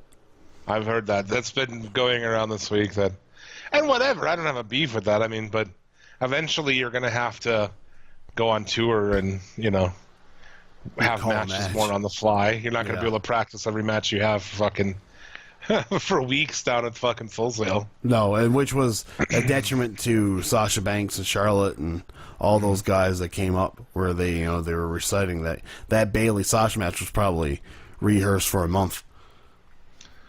Exactly. Yeah, that's fair. So, I mean, it probably is. I guess I don't fault them for bringing these girls in, and you have the facilities, you have a fucking bunch of rings. You know, throw them in there, make sure what they can do is, you know, hey, skip this, work on this. I mean, it's a good idea. Yeah. But I heard, you know, also I think that it maybe took so long because I heard that they had to redo a bunch of commentary. I heard that there was a bunch of the first 4 episodes, the commentary needed to be redone. I don't know if they redid shit here. I was like, is this your redone commentary? Because it sucks. Lita sucks. She's bad. She is bad. Yeah, she's fucking awful. And JR is not full JR power anymore. No, he's fly by the seat of my pants, JR. Fly by nighttime way, JR. Wow, there you go. But let's get into some of this. I mean, like, you can see where they're hiding shitty spots with camera angles. It's so funny. It's like, oh, that looked like shit. And you're like fucking outside, like under the ring looking at it. Like, what the fuck? What's this camera angle? Well, that's why. You missed the farce that was Marty Bell and Rachel Evers, though. Oh, man. That's the match where they ended they changed the finish on the fly because Marty Bell sucks so bad. Oh, God. I got to check that out. We did get Rachel Evers here. Rachel, also known as Rachel Ellering. Yes, her father's there as Rachel Ellering, or as Paul Ellering, but God forbid we call her. That's Lance Storm's last name. Really? Yes. His real name? Last name? Yes, his real last name. So it's like, why? Weird. You know what I mean? She trained there? Yeah, she trained there. But Still, you're being labeled as Paul Ellering's daughter. it's way better. It's yeah, way better. yeah. Well, you fucking Lance Storm. You know what I mean? Like, you married to him? No. Well, why? How boring would that be? Both Oh of those man, things. what a life! What a life! Could you pass me the carrots? Can I be serious for a second? That's it. Fuck that guy. He blocked me on Twitter for nothing. Yeah. She has some kind of powerlifting record. I imagine it's in the chicks you'd actually fuck division of powerlifting. Not the super duper. So it's like all the chicks muscular. that anyone really would want to fuck, other than fucking JBL, of course. Or Triple H. Oh, we know JBL likes big sweaty women. What pay-per-view was that again? I don't remember. We tweeted that on, but I was like, "Who is this broad he's looking at naked?" Oh no, Oh, Bitch. no. bitch looks like an American Gladiator. She takes on Abby Lath, who's known as Kimberly on the Indies. I like her, Kimberly, dude. Oh, yeah. No, she's really good. She's really, I like her in the ring. I like she brings a little thickness. She's got a little stomach on her. She's fucking hot. Yeah, she's different. You know, she looks a lot different than the rest of the people that's there. And, you know, it's the same reason why Piper Nivens is pretty over as well. And she can go for a big lady. I know she's not in this match, but... Lath wins with Mae Young's old move, the alligator clutch, Yeah. which she's been doing throughout the tournament. Serena Deeb versus one of my new favorite female wrestlers, Piper Niven. I like her a lot. Minus her gear, I think, is a misstep. Oh, the full-on bathing suit kind of deal? Yeah, it looks like those fucking fat dudes you fight against in Final Fight. I don't know. Someone will know what I'm talking about. They're these like fat fucking super fat dudes, and they come out in like a fucking onesie kind of swimsuit looking thing. Oh, okay. But no less. Why did they give this Serena Deeb chick so much in this? I thought they gave her way too much in this match. Well, like she was the Daniel Bryan or the Brian Kendrick story for this show. Because Serena Deeb, you know who she was, right? The bald chick from Straight Edge Society. Right, yeah, who ended up being like a drunkard. Yeah, exactly.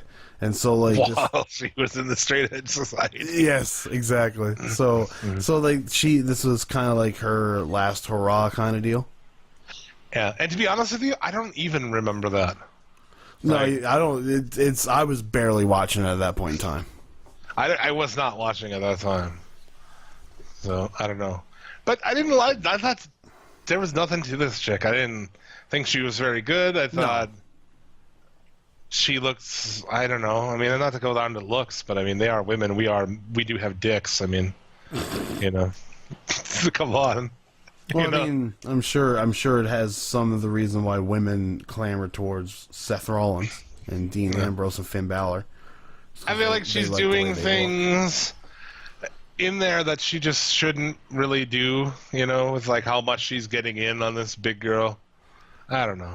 No, I get you. For sure. She didn't work a style that was like conducive to, like, if you're going to have a small chick versus a big chick or a small guy versus a big guy, there's a template there, you know, of how you do that correctly. Yeah, it's the And David I versus didn't Goliath. And I didn't think they did that very well here.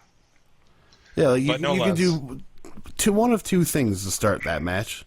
Is the smaller guy can just use speed to fuck him up for a little while, but the big guy's going to come around, sell for a while, and come back, or the big guy just fucking pummels you and you come back. You know what I mean? Right. It's not a. I'm trying to equate that to what you're saying. It's. I can feel you. I feel you. That's as far as I'm going, though. Fuck it. I like Piper Niven. I think they should sign her, and she would be a big fucking star. She would be the Nia Jax we deserve. Yeah, she can be a face too, man. People like yeah. her. Like, it should be. Yeah, it's like you got to realize that there's people out there who don't only think that little blonde chicks with big fake tits is attractive. Yeah, big You know what I'm blonde saying? chicks with big real tits. Yeah. And it's not fucking. Yeah, exactly. And the women who watch wrestling aren't all those kind of chicks either. There are chicks who, you know, have different fucking body types and shit. So I like it. I think that she does need to do some more Bam Bam. Like, she needs to do Bam Bam Bigelow moves in her moveset. Like, give me her doing a moonsault off the top or a Greetings from Asbury Park. Fuck, I'll pop hard as shit. But she is very athletic for a girl of her size. Like, I'm not doubting that she could do it. And I believe the match against Tony Storm, I believe, the one where she teased going up on the top and saying she's sorry for that I'm gonna crush her or whatever. It's like maybe that's what she was gonna do there, but I don't know. I do like that she does the Vader fucking thing. Yes. The Vader bomb. That's fucking awesome. Yeah, that's fucking quality, man. That's good shit. I like her.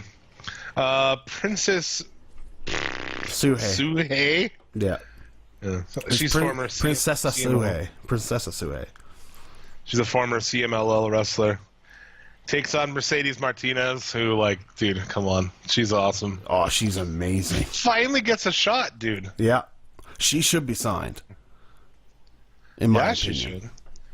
And my impression of her, too, here, like, dude, she looks like she'll fuck you up. Yeah, she's scary. Like, even as a dude, you'd be like, fuck, this chick, if she looks intense, she looks like she could fucking beat your ass. Yeah. That's good. And plus, we all know how well WWE uses luchadors, so... Yeah, you might as well just stay clear of that. I wasn't a big fan of Princessa Suhei. Like, she's good and all, but I mean, there's nobody for her to work that style with in that tournament. Yeah, exactly. Martinez wins with the Fisherman's Buster. Well, that was pretty good. What else do we have? Oh, I got Bianca no notes Blair. on the Young Classic. You got no notes, and I got somebody texting me. Bianca Belair, that's the girl with the hair. The hair whip girl. Yeah, so she was taking on Kairi Sane? She takes on Kairi Sane, yes. Yeah, so, I mean, like, Bianca Belair, she's athletic. You can tell that with some time she could probably do something pretty good, you know, but she's only been doing it a year. I mean, she busted in the 450 and shit. Yeah. Exactly. It was a little bit of an awkward 450. Like, you know how a lot of guys just go straight down. Well, she done like the Brock Lesnar shooting star press where she went out and did it. Yeah. But I thought she did a really good job of working heel style. Yeah, that hair, dude. Those hair spots are brilliant. Yeah. I mean, not even that shit as much. Just everything in general. Like, she's just fighting dirty from go. You know, I think, like, she has a better understanding of heel psychology than a scary number of people who wrestle for that company. You know what I'm saying? Yes, I do. Completely agree. So, yeah, she's pretty good. She could be something. Speaking of American Gladiators, she kind of looks like Blaze from American Gladiators. I could see that. Fucking cool was that show back in the day. Dude, I used to watch that all the time. I like when I was a kid, I wanted to be on that show. Yeah, I fucking looked around. I tried to find some online. I ended up buying. They released a couple seasons on DVD set, and I bought it online. Really? But it's only like 2 seasons or something. And it's like that's all they ever had, or is that all you bought? That's all you can find online on DVD. Oh, that's like I tried to find all the like a DVD box set of like Goosebumps. Yeah. There's nothing made.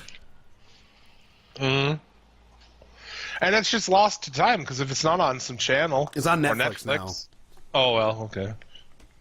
American Gladiators isn't. I don't know why the fuck it's not. They should put that on Netflix. Yeah. That's a fucking tweet Netflix. Hashtag get American Gladiators. Not the remake. I'd even take that, but I want the original old one.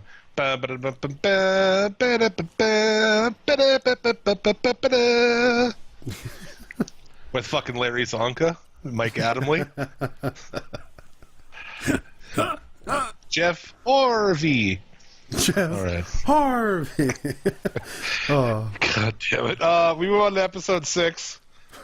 Tony Storm has a dumb little hat on. She looks like she plays keyboards in whatever shitty glam rock band that Dolph Ziggler's in.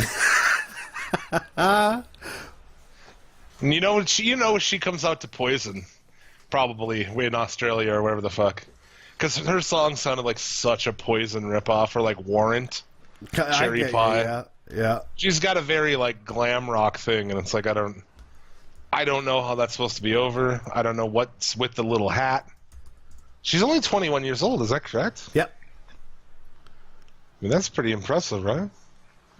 Well, she's pretty good for being 21 years old. I have here in my in my notes that Tony Storm reeks of indie. I don't really know. I don't know what I was saying there. But in my notes it says that she reeks of indie. So I don't know. She's big in Stardom. Yeah, she's good. I Yep. mean, I don't know why she was the one who made it all the way to the final. I mean, I'm not really. I liked her from the go. Honestly, I was a big fan. Yeah. I don't know if it's because of her badonkadonk or whatnot. She's hot. She is. Takes on Lacey Evans, who I've never liked in NXT. No, that gimmick is not for me. Especially since they- I'm Canadian and we don't have the Navy. Yeah, they have a stupidest gimmick match. Tony Storm wins. Now that Lacey Evans, you're gonna see more about her because she was in the Navy and she's a fucking the WWE supports our military. So yeah, they'll love that. She's a female John Cena or something. Mia Yim takes on Shayna Baszler. Where's she from? Sioux Falls, South Dakota. Yep, they mentioned it there. She's a very handsome woman. She walks by the fake Four Horsemen. I was saying, if you're into MMA, you know, like if you're a Baszler fan, an MMA fan, then you'll know what I'm talking about when I say that Baszler looks like the love child of Matt Hughes and Ryan Bader. Oh my god. Man. Oh, and it's so, like, when the real, like, Four Horsewomen are there, it makes the other ones look stupid.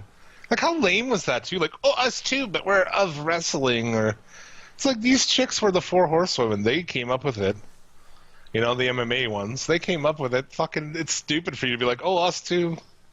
I don't know. Yeah, no, I get you. But What do you think about this? I think Baszler's awful. I think she sucks. Really, I quite enjoy Shayna Baszler, actually. Really? Yeah, I do. Wow. Huh. I find I find her presence to be good. She comes off as somebody that's just going to kick your ass. She hasn't been working very long, so you know you got to give her some time, anyways. But for the time that she has, like the 2 years she's been doing it, I think she's pretty good. Yeah. I hate her selling. I just hate it. No, yeah, she does need to work on that. I agree with you there. And I just don't like it. I don't like... I mean, this isn't even stylized. At least that DeVille girl is like a hairsprayed version of MMA. You know what I'm saying? Hairspray version. You know what I'm saying? Yeah. It's like this chick just looks like a fucking MMA fighter. And I don't know. I don't know. To me, that's the point. You know what I mean? It's, oh, yeah. She looks like she is she one. is an MMA fighter, right? But Right. I just don't know. I don't like the MMA gimmicks and shit. You know, it's like I didn't like that they took this chick who, in my opinion, sucks, and they put her all the way to the finals. Now, spoiler alert, it's her and Kairi Sane in the final. I just don't like it. The whole tournament now becomes about this angle with these fucking other women, and it's like I don't give a fuck. And they're all training right now. It's happening. That is going to happen. Oh yeah. You're probably going to see Shayna Baszler win. Fuck.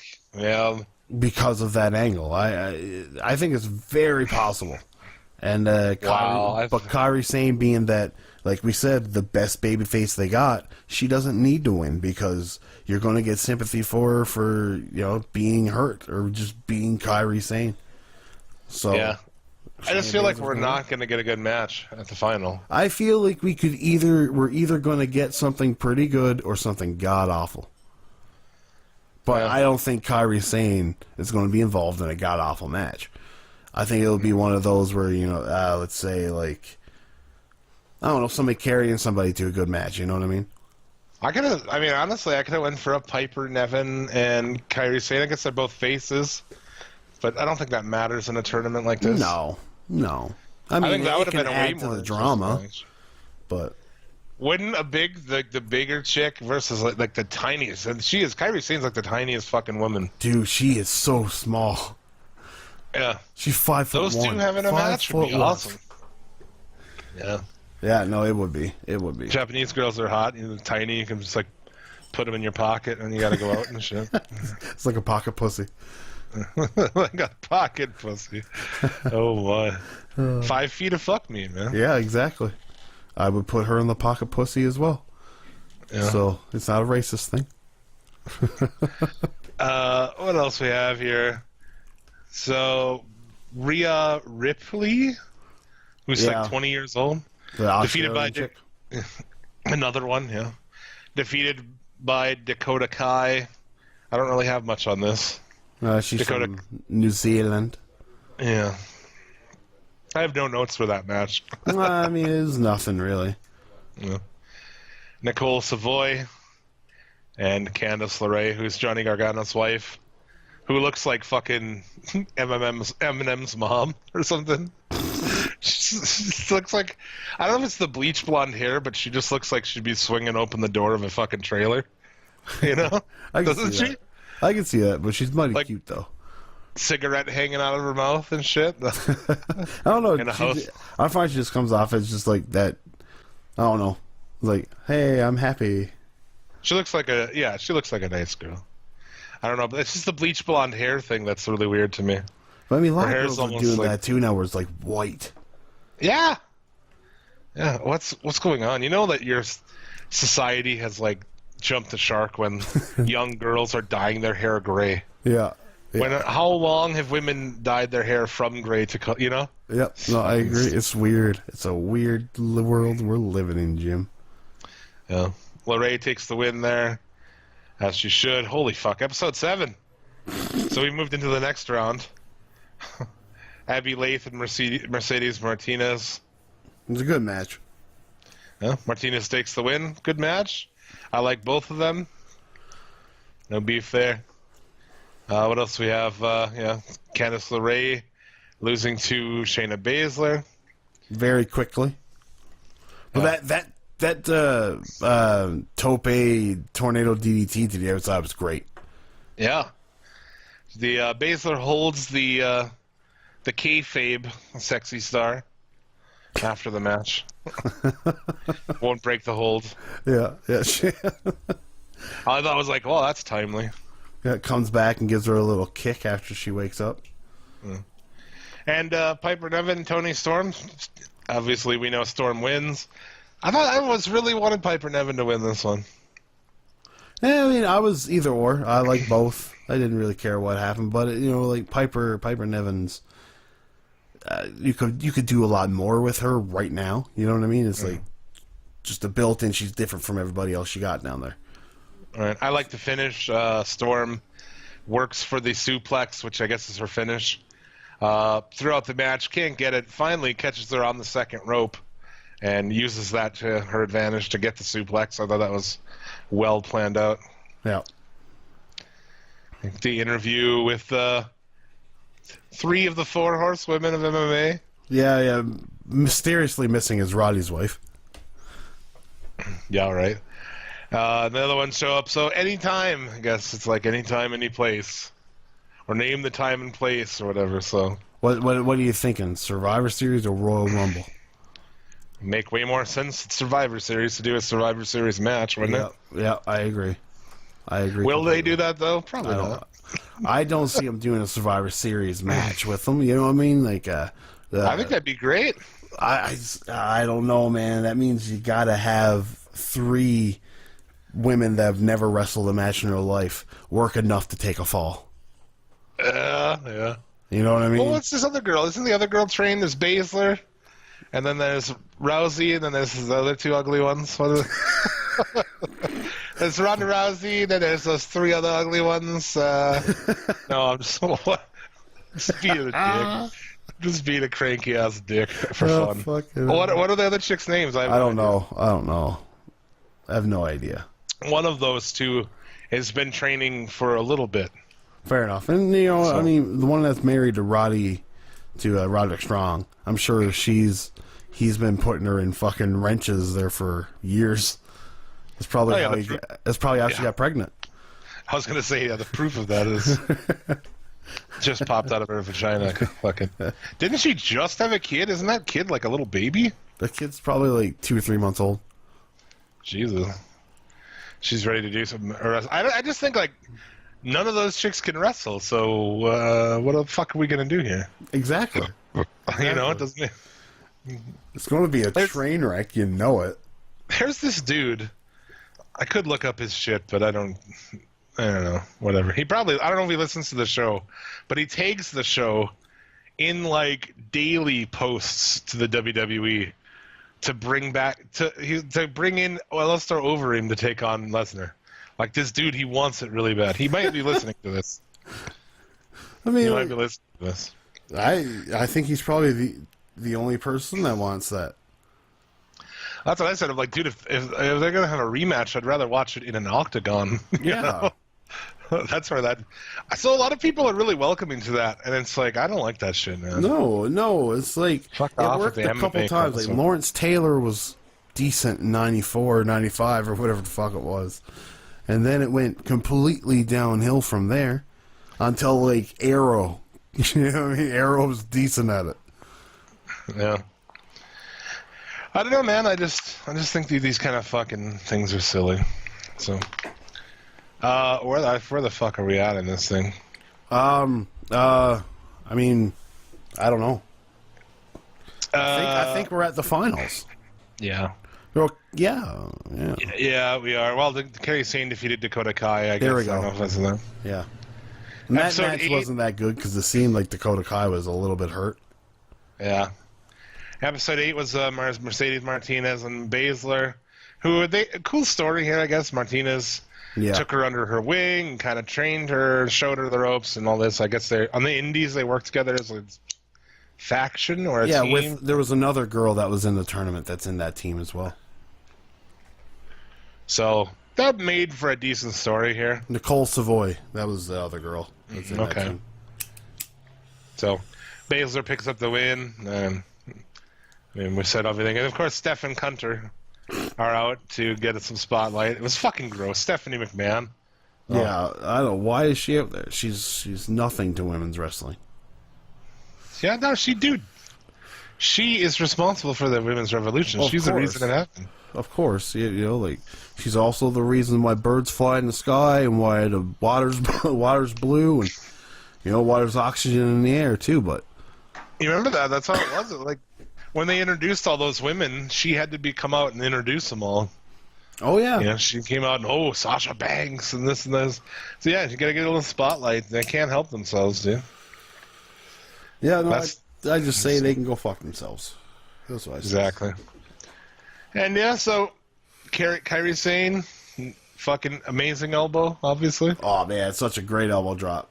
She had one, like, not so good one against Bianca Belair where she basically just hip checked Bianca in the chest. Yeah. Well, if that broad doesn't know where to fucking be, then Yeah, it's your own goddamn fault. what are you gonna do? You gotta do it. So, pretty good, man. Yep. It was, Japanese women are the best wrestlers of women's wrestlers, period. Japanese people are the best wrestlers. I was gonna say, that'd be a topic of debate, you know. Are they, just in general? Definitely women they are. Yeah, Because... I would say when it comes around to all-around technical wrestling and putting on a story in the ring, I would say Japanese wrestlers are probably better at it by a wide margin. But then you got, like, we're not Japanese, so we don't know the promos, so we don't know how good they are or how bad they are at promos. Who cares? Exactly. You don't need it. They tell a good enough story in the ring. Which is I'm talking in ring, yeah. And there's so many, too, right? I mean, like... You can't even, like, who would you even say, like, compared to, like, a guy like Masawa or something? It's right, or like Chono. Right? Yeah. Like, there's a Masahiro Chono was just a fucking beast. Kenta Kobashi. Yeah. Oh, dude, there's so many. So, but yeah, women's wrestling, I mean, I still stand by Minami Toyota is the best women's wrestler of all time. Yeah. You know, not far behind is like, what's her fucking... I can't remember. Fuck it. Fuck it. I give So up. the Mae Young Classic, the final match is going to be Tuesday. taking the place of 205 Live, I guess? Well, 205 Live's coming on after. Oh, great. Yeah, the crowd's going to love that. It's like 4 hours of just television tapings. I felt bad for the people of Sioux Falls last week. That show was three 1-minute matches, and then Orton and fucking Nakamura has sucked dick. Yeah. It was a decent match, but I mean, like, why would anybody want to go pay money to sit at that show and watch most of that shit on the screen? And awful. Yeah, I agree. It's like watching the Super Bowl at your hometown when your team is playing on the other side of the country. You know what I mean? Like sitting in that stadium, watching it on the big screen. Yeah. Just sounds stupid. So, there you go. Mae Young Classic. Pretty decent. But no blowaways. We got one match out of it for our top 5, one honorable mention. Yeah. I mean, there was nothing super. You know, and a lot of the matches too were only like 10-minute matches. Right. Right? They were pretty crunch time. I think there's definitely some people that they can sign out of there to feature. If you're somebody like, man, if you're like a Tamina Snuka or best be worried, Summer Rae. Summer Rae, Alicia Fox, you better fucking be worried, son. Yeah, because you got some people nipping at your feet now. Yeah, you better start sucking someone's dick. Yeah, exactly. Pulling Nikki Bella. Yeah, exactly. Well, or an Alicia Fox, right? You get you some Doc Hendricks in you. That's so weird. That's so. Didn't they fuck? Isn't he? I've heard you say it before. And it's so I thought weird. someone said that. I thought that was like going around that's how she's been working there. So no, that wasn't her. It was what's her name? Who ended up working there for 9 years and then retiring? Layla? No, Mendez. Rosa Mendez. Didn't she fuck him? I don't know. I don't know none of that stuff. I know nothing about that. I thought they I don't know. A lot of shit goes around about these kind of things, I guess. I don't think I look in that circle. You know what I mean? Like wherever you hear this stuff, it's just a place that I don't know where it is. Oh, dude, I'm always interested in who's fucking. You know? I'm interested in it. I just don't know. I'm just like an old man, you know what I mean? It's like I can't use the computer well enough. I don't know how to use Twitter that way. I don't know where I fucking find out about that shit. I don't know. I'm not trying to. Holy fuck! It seems like a long show. We are. Let's see. Let me take a look. See here, sir. We are an hour and 54 minutes in. Shit. We have basically went through all Lucha Underground. Yeah. Quickly, Ring of Honor. I'll quickly go through on this. Not much in this.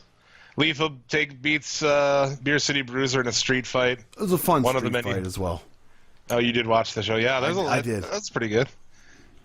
Lethal fucks his knee up hard with a keg and a chair, puts him in the figure 4. Pretty good.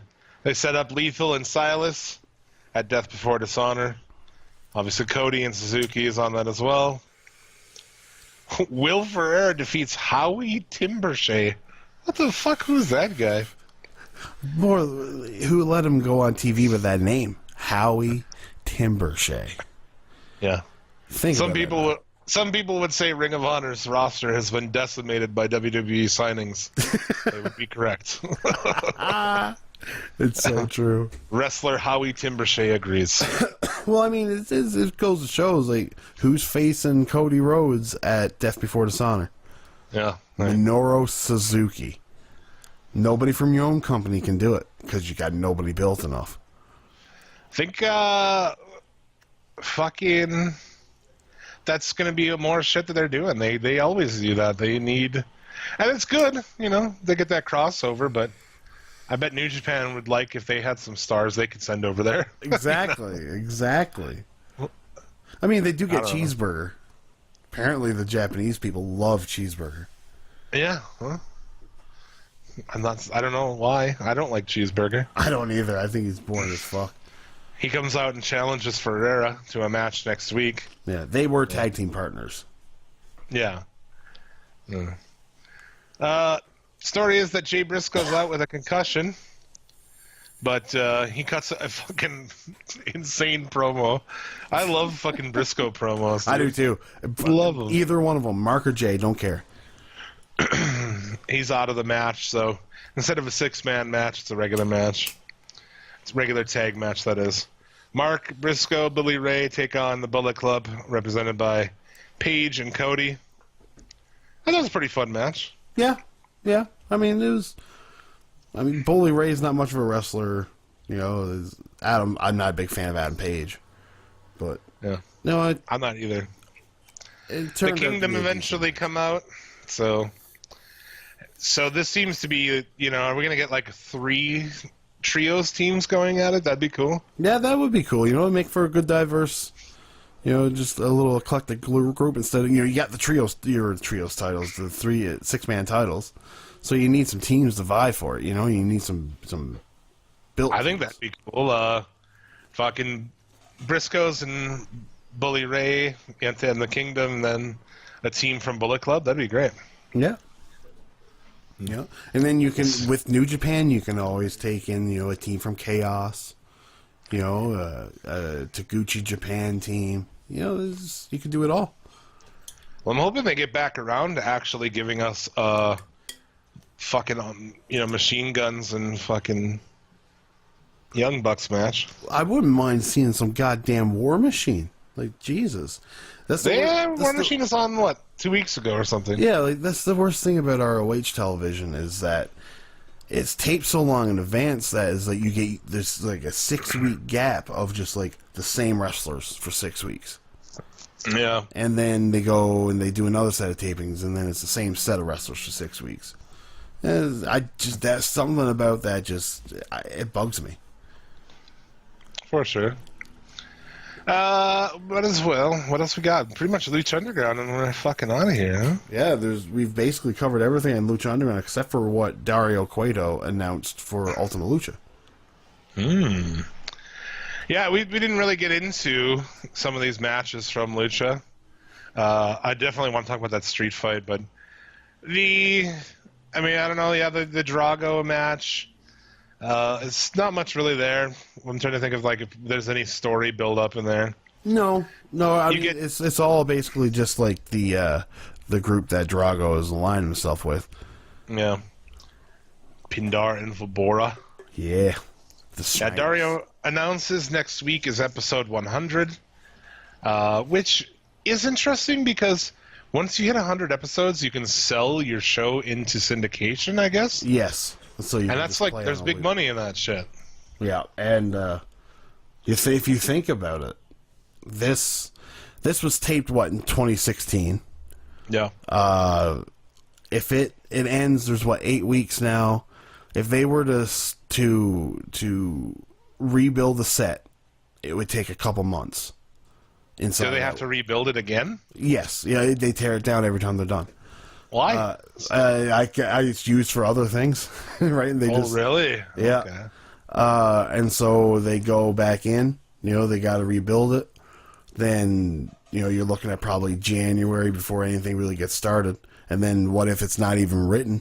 If there's nothing written for it, then it could be like a year before you get more. And and they haven't planned on anything else yet. So who's saying there is going to be more? Right. I'm a little worried, Jim, is what I'm saying. I'm a little worried about my fucking bladder right now. I've been wondering when we were going to have an old man piss break. I know, I keep going and going, and then now we're almost there. Yeah. I've had a cigarette between my fingers now waiting to go for about 45 minutes. I'm sorry. Should we do it right here? No. We might as well finish. All right. Or are you going to piss your pants? Fucking getting there. I'm getting there. We've been talking for hours on there. Yeah. Dario then calls Mysterio out, tells him that Montans is taking on all 3 members of the Rabbit Tribe, and tries to send Ray home. Tells him if he won't leave, he'll fire Dragon Azteca. Yeah. So And, he and does. for a Canadian like me, too, when he says Dragon Azteca, it takes a second for it to register that he's talking about Dragon Azteca. Because it's like, what did he say? Oh, Dragon Azteca. Why? What do you think he's saying? It's like, Dragon Azteca. It's just- Oh, okay. it's like, what? Yeah, I really liked Ray's promo. A little bit of promo here, where Yeah. he says that that the Cueto family legacy ends next week, and after he finishes Matanza, is coming for Dario. Oh, that was pretty good. Yep. I hope. I don't know. Will we get to. Yes. I don't know. We think that'll be this season? No. Oh, No. yeah, it's You know what I mean? next week. I guess so, yeah. Yeah, that's true. Yeah, Mysterio versus Matanza is in episode 100 next week. So, we get the 5-0 street fight. As we mentioned earlier, this match was fucking great. Go out and watch this. As far as Amazing. street fights go, one of the better ones I've seen. In a long time. Yeah, Yeah. If they not, have- you know, it was ever. I loved it. Yeah, right. They have a cop car in the aisle with its lights on, which is awesome. They have riot-geared police all around the ring with shields. So it's kind of like a fucking lumberjack match, really. Kind of, yeah. They've got, they even have like a blue light on every fucking ring post. A flashing blue light. It's great, man. But it gets fucking crazy. There's shields in the ring. There's nightsticks. There's handcuffs. It's Yeah. fucking great. They make their way out to the car and use sledgehammers on the car and everything. You can tell the glass is not gimmick glass or nothing like that. Right. It was good. Ryan busts Cortez open with fucking handcuff punches. Gets him just bloodied out. Wears him out with a nightstick. Then puts on a latex glove. Dumps a bunch of lube on his hand. And I guess you're supposed to believe that he's fingering him up the butt through the pants. Yeah. Which I suppose you could do. But I don't know how lube would help you any. No, I don't think it would make it more slippery, if you ask me. Yeah. They get outside the ring, and here's where the police like really get around. Like they surround him basically in a half moon of shields, riot gear, police stuff, while the crowd chants, "We want donuts." Fucking awesome. Yeah, because they had a table with donuts and everything set up, too. Yeah. Cortez swings a bat at Ryan's head. He moves out of the way, which then smashes out the headlight of the car. You know, smart little spot like that, man. Joey Ryan grabs a sledgehammer. At one point, Stryker asks if it's time to play the game, and then he hits him with a cop bottom on the hood. So that was great. Cortez ends up dumping hot coffee into Ryan's trunks on his fucking dick. It's just On that strong dick. after he dumps the hot coffee onto his dick, he pulls out a taser, and we get a taser to the dick. I mean, come on, dude. It's amazing. It's amazing. It was so fun. Slams him down on a pile of shields. Castro gets the win. I fucking love it, man. It's super fun. Go ahead and watch that. You will not be disappointed. If you watch one match this week, it should be this one. Yeah. And then Rabbit Tribe and Matanza, which again was a super fun fucking move, or super fun match. Sorry.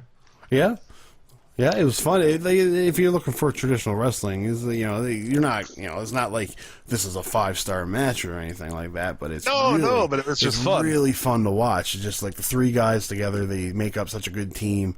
It's like they look like they're full of blood. You know what I mean? Yeah. Like the guy with the white checkers, he just had blood stains on his belly.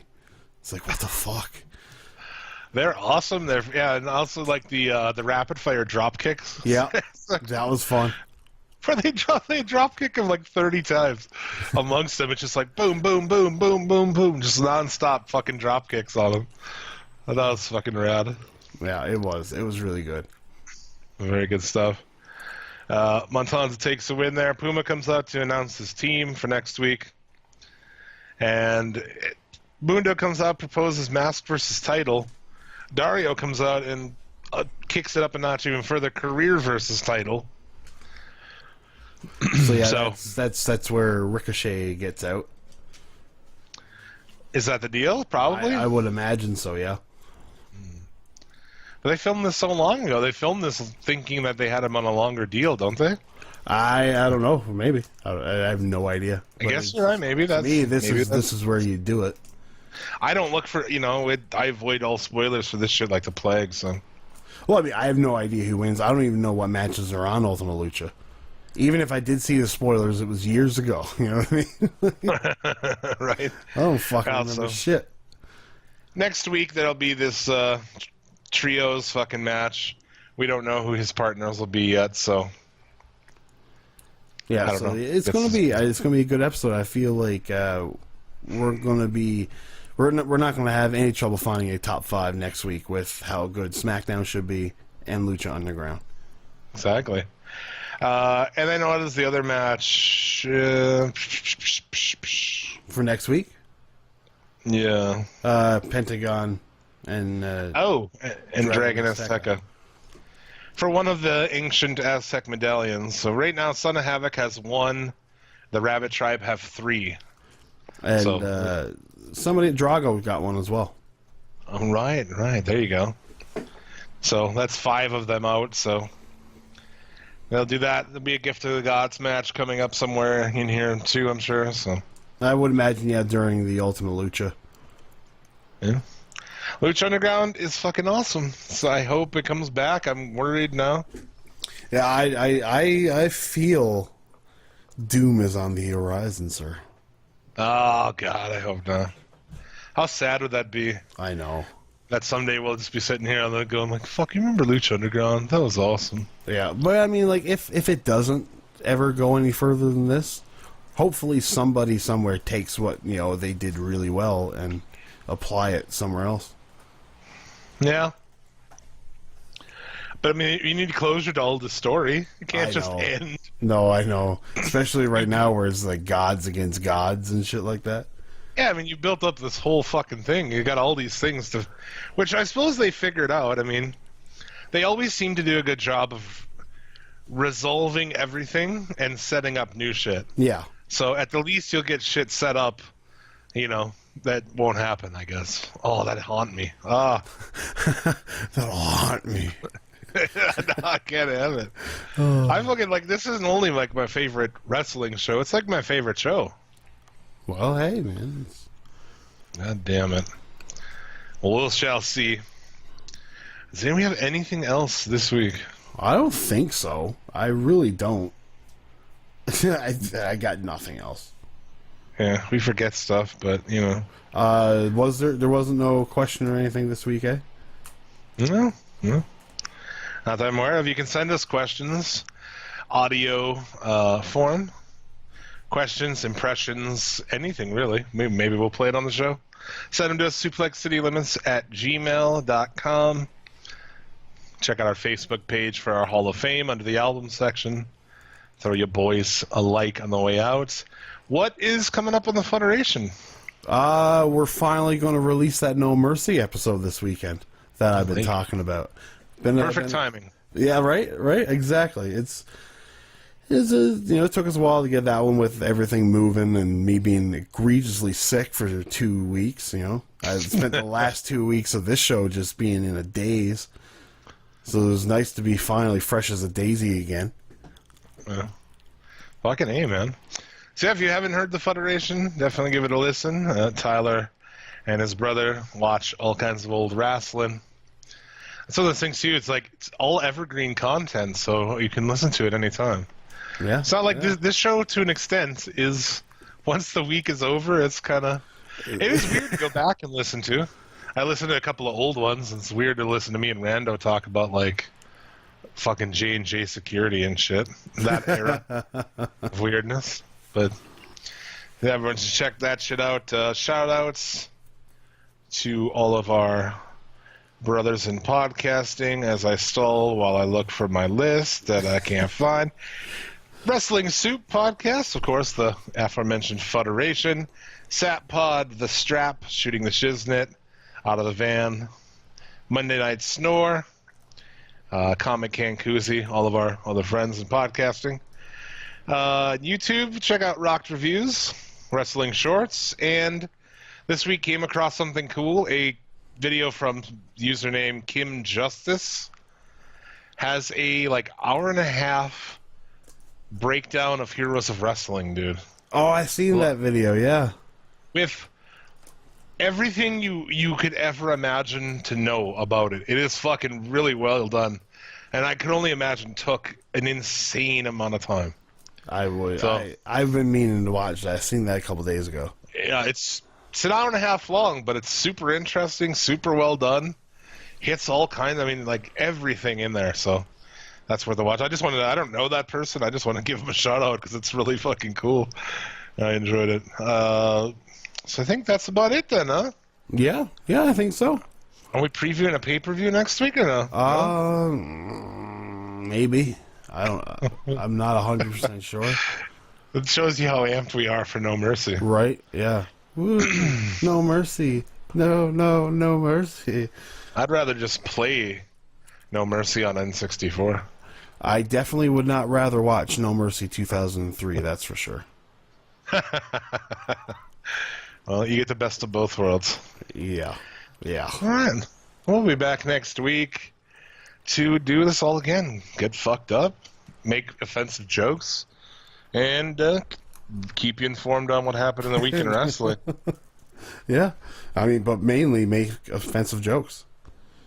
Yeah, that's mostly. I know some listeners don't watch it anymore. Like, I don't think fucking Fultz, I don't think he watches wrestling anymore. So a lot of people don't. They Well, I just, mean, he's too busy being a hurricane, right? And just going around wrecking states. It's just like, yeah, if you don't watch the shit, I mean, which I totally don't blame you for. We watch it so you don't have to. Yeah. Right. So, that'll do it for this week. We thank you very much for listening. We'll be back next week, and until then, of course, may you get all the dick and or pussy you desire. Remember, a winner is you, and as always, be excellent to each other.